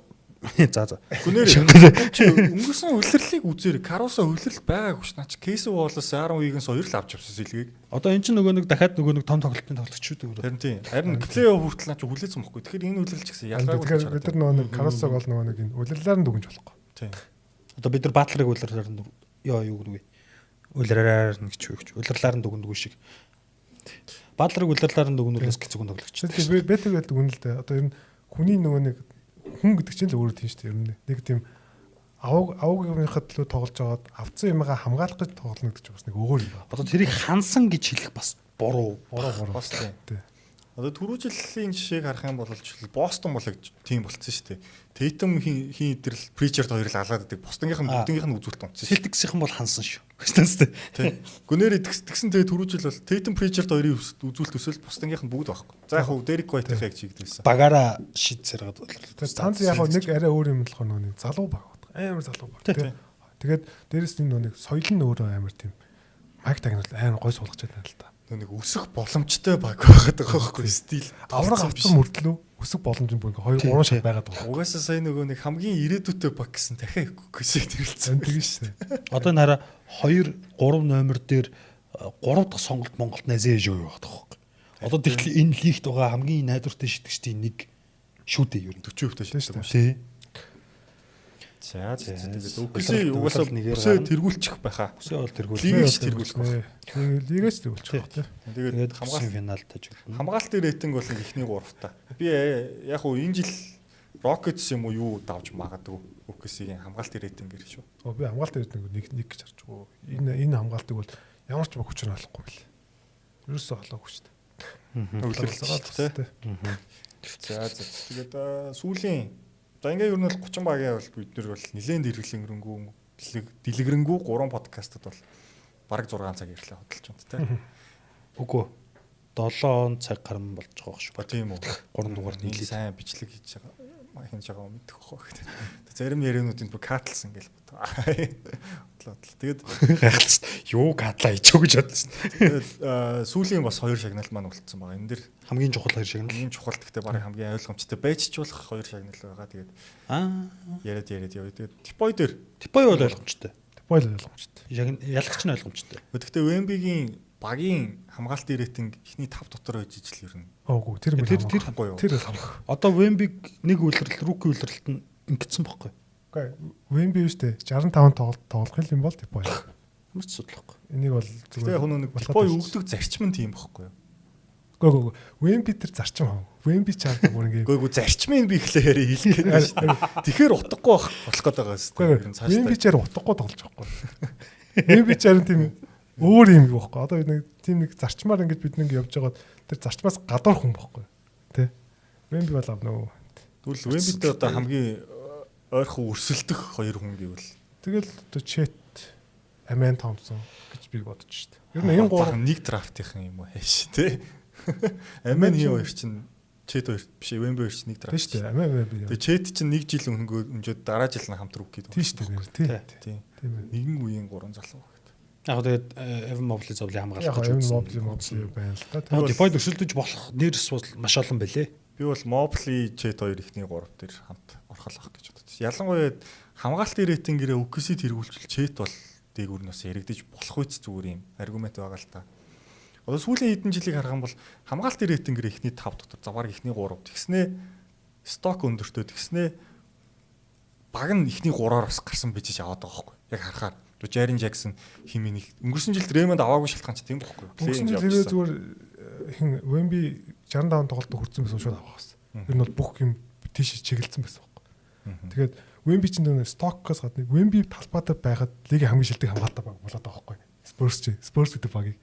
Тэр чинь өөрөө айн утгагүй байлаад байгаа байхгүй. Тэгэхээр Wemby-г талбай дээр гарч ирэхэд эсрэг багууд нь дандаа лигийн хамгийн айцтай баг болоод байгаа. Тоглоом дээрээ. Wemby гарч ирэхээр Spurs 6 өнөр хамгаалаад байгаа байхгүй. Тэгж ойлгож болно. 6 өнөр. Wemby 2 хүн гэж болох байхгүй. Яаж байгаа 7-5 болцсон гэдэг байгаа шүү дээ. Бүр утгагүй. Юу гэсэн үг юм? Яомин чинь 7-6 байсан шүү дээ. Яомин ийм байгаа байхгүй. За Victor Wemby. Бэгэд. Би зөрөө Chet гэдэг өгч. Nice. Тэгээ нэ өрсөлдөж орох болох нэрийг үл Chet. Амен яг уу Амений тойроод бас сайн хамгаалагчд байгаад байх л та. Дээрэс нь Хьюстоныг рейтинг нь яг хөө ихний 3-т бол орчих واخ. 30-ын тоглогчдыг бас жоох яадаг юм аа тий. Ер нь хэцүү юм аа. Тэгэд Wemby-гээс өмнө Amen аавна гэж бол орж ирэхгүй байна гэхдээ. Ер нь бодоод үзэхээр би зөв Wemby би Amen-ыг топ 3-д орчих واخ гэж бодож. Стокнаас галзуу бахала. Би чинь топ 3 дээр Mobley-г нэрлэлсэн баг. Mobley яг хөө тэгээд энэ жил хэрвээ Cavs нэгээр юм уу гарчих юм бол бас боломжтой. Мэдгүй нөө би амар олон нэрлж болох юм эсвэл. Стефан Кастл хэлээ хавар мармар Jeremy сохоо мохоо гэдэг. Тэгээд одоо хамгийн ойлгомжтой байх гэж MVP ойлгомжтой юу? MVP юу? Ойлгомжтой. MVP-д өрсөлдөх 3 хүн ч ойлгомжтой л да. 4 ч юм уу? Тий, 4 хүн бол ойлгомжтой бах тий. Тэр дунд угаасаа л Йокич явчихдаг. Ер нь 5 хүн бол ойлгомжтой л гэж бодчих. 96. 97. Түрүү жил ихний 3 чи юм байсан. Йокич, Шей нэг нь юм байла. Тейтэн байлаа. Тейтэн байсан баг. Янас үлээ. Тейтэн байсан. Тейтэн байсан тий. Тийм бах тий. Энэ жил тэгээд Янас юм уу Лука орж ирэл. Тэгэл Шей Йокич гэж л явах байх болов уу гэж бодоод шин. Яагаад тэгэхээр Шей угаасаа л дахиад бүсэд тэргүүлж боломжтой. Йокичийн бас тий сайн үйлрэл өнгөрөх бах. Тэгээ Йокичийн ста түрүү жилийнх бол багаснаа. Мэдгэдэггүйц багасах бах. Би бол MVP бол Йокич л гэж бодчих. Би бол Шей гэж бодож байгаа. Би Лука гэх. Шей. Найс гурлаа үртэй. Тийм байна. Би угаасаа өмнөх дугаар дээр хэлсэн. Энэ жил Хэрвээ Лекерс ихний 3-аар гарчих юм бол Лука Дончичд NBA-с өгөх баха. Элээ учраас. Үгүй нөгөө 24 онд өгөөг байхгүй. 24 онд. 24 онд ч нэг NBA-г оноо авалтаараа тэргүүлээ. Тэгээд оноо самбар юуны нийлбэр нь бол Йокичээс илүү байсан байхгүй. Уулна. Бараг 50% өрөөд лөө. Йокич энэ advanced статус нь арай өөр л доо. Йокичийн багийн амжилт юу ярин жоох илүү байсан. Тэр Йокич авч хэлсэн мүү. Энэ зүгээр дэнэр аим сайжирчлаа. Тэгээд энэ баг магадгүй 60 хожил авчих боломжтой байхгүй. Тэгэхээр зүгээр хоёроор 60 хожил авчих юм бол би бас нөгөө нэг Йокичийн одоо тэр нөгөө нэг advanced stats нь үндсэн stats биш. Advanced stats нь буурах гэж боддог. Бүрэлдэхүүн мангар зузаан гоёлц учраас. Тэгэхээр OKC тэнд 60 гарan хожоод идэг. Тэгэхээр яалтч байхгүй. Шайг бол одоо дараалсан MVP. Одоо Йокичд лиг чинь бас нэг хүнд өгөхөөсөө өөдөж мөдөд юм штэ бас. Лебронд 2 дараалж өгвөл дахиж өгөөгүй штэ. 13 оноос хойш. Ер нь бол жил болгон л MVP үлрэл өнгөрүүлсэн бохоггүй яг. Тэгэд advanced stat харахаар одоо бүр юм утгагүй болчиход байна. Угаасаа л сүүлийн 5 жил Йокич ингэ битүүд хэрэгүүлсэн бохоггүй. Яг өнгөрсөн боломжгүй. Шей нилээ ойрхон байсан. Шейн вин шеэрсэн нэгтлээ. Ягаад тэгэхээр баг нь угаасаа хожид байсан болохоор илүү. Бусдаар бол бүх юм л дотоо байсан л та ч гэх шиг. Тэгэхээр бас өрөөсгөл болчиход байна. Зөвхөн advanced stat харахаар. Тэнгүүд өмнөх үед ч гэсэн ингээд LeBron жил болголт хэрэгүүлдэг гэсэн тий. MJ жил болголт хэрэгүүлдэг гэсэн. Тэгсэн Йокич бүр ингээд LeBron MJ-ээс бүр хамаагүй илүү байгаа байхгүй. Харин бүр ингээд утгын алуулаад байгаа байхгүй. Тэгэхээр дахиж яахгүй багталж гэх шиг. За. Тэгвэл эхний 3 ч тэгээд юу вэ? Йокич, Шей, Лука орж ирсэн гэсэн. Тийм, Митс. Лука.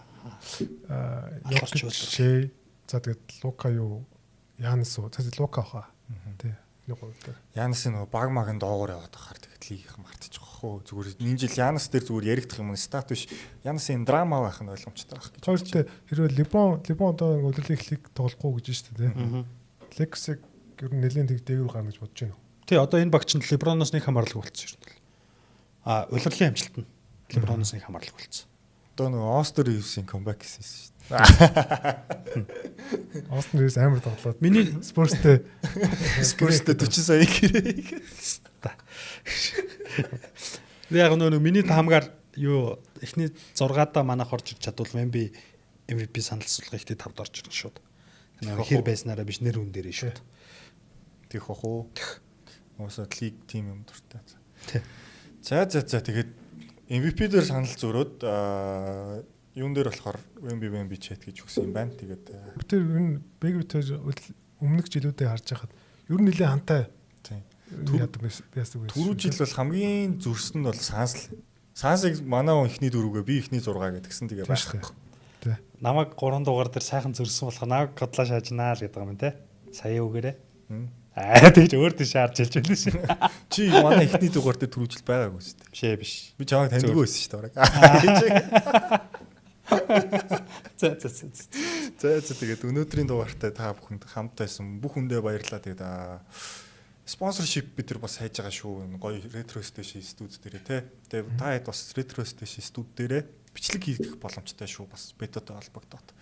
Тэгээд яриа өөрөө байж болно. Юу болчихлаа дуусах. Сүүл рүүгээ. Чамааг рекламдж шүү дээ. За баярлалаа. Подкаст болгон дээр л бүүлүүлж явах юм мөн найз минь хөрхий. Яг хэрэлдэд би татыг хална шүү дээ. Бетогийн гэхдээ хөв аккаунт ч үнэхээр инфлюенсер аккаунт байсан. Дугаа. За. За.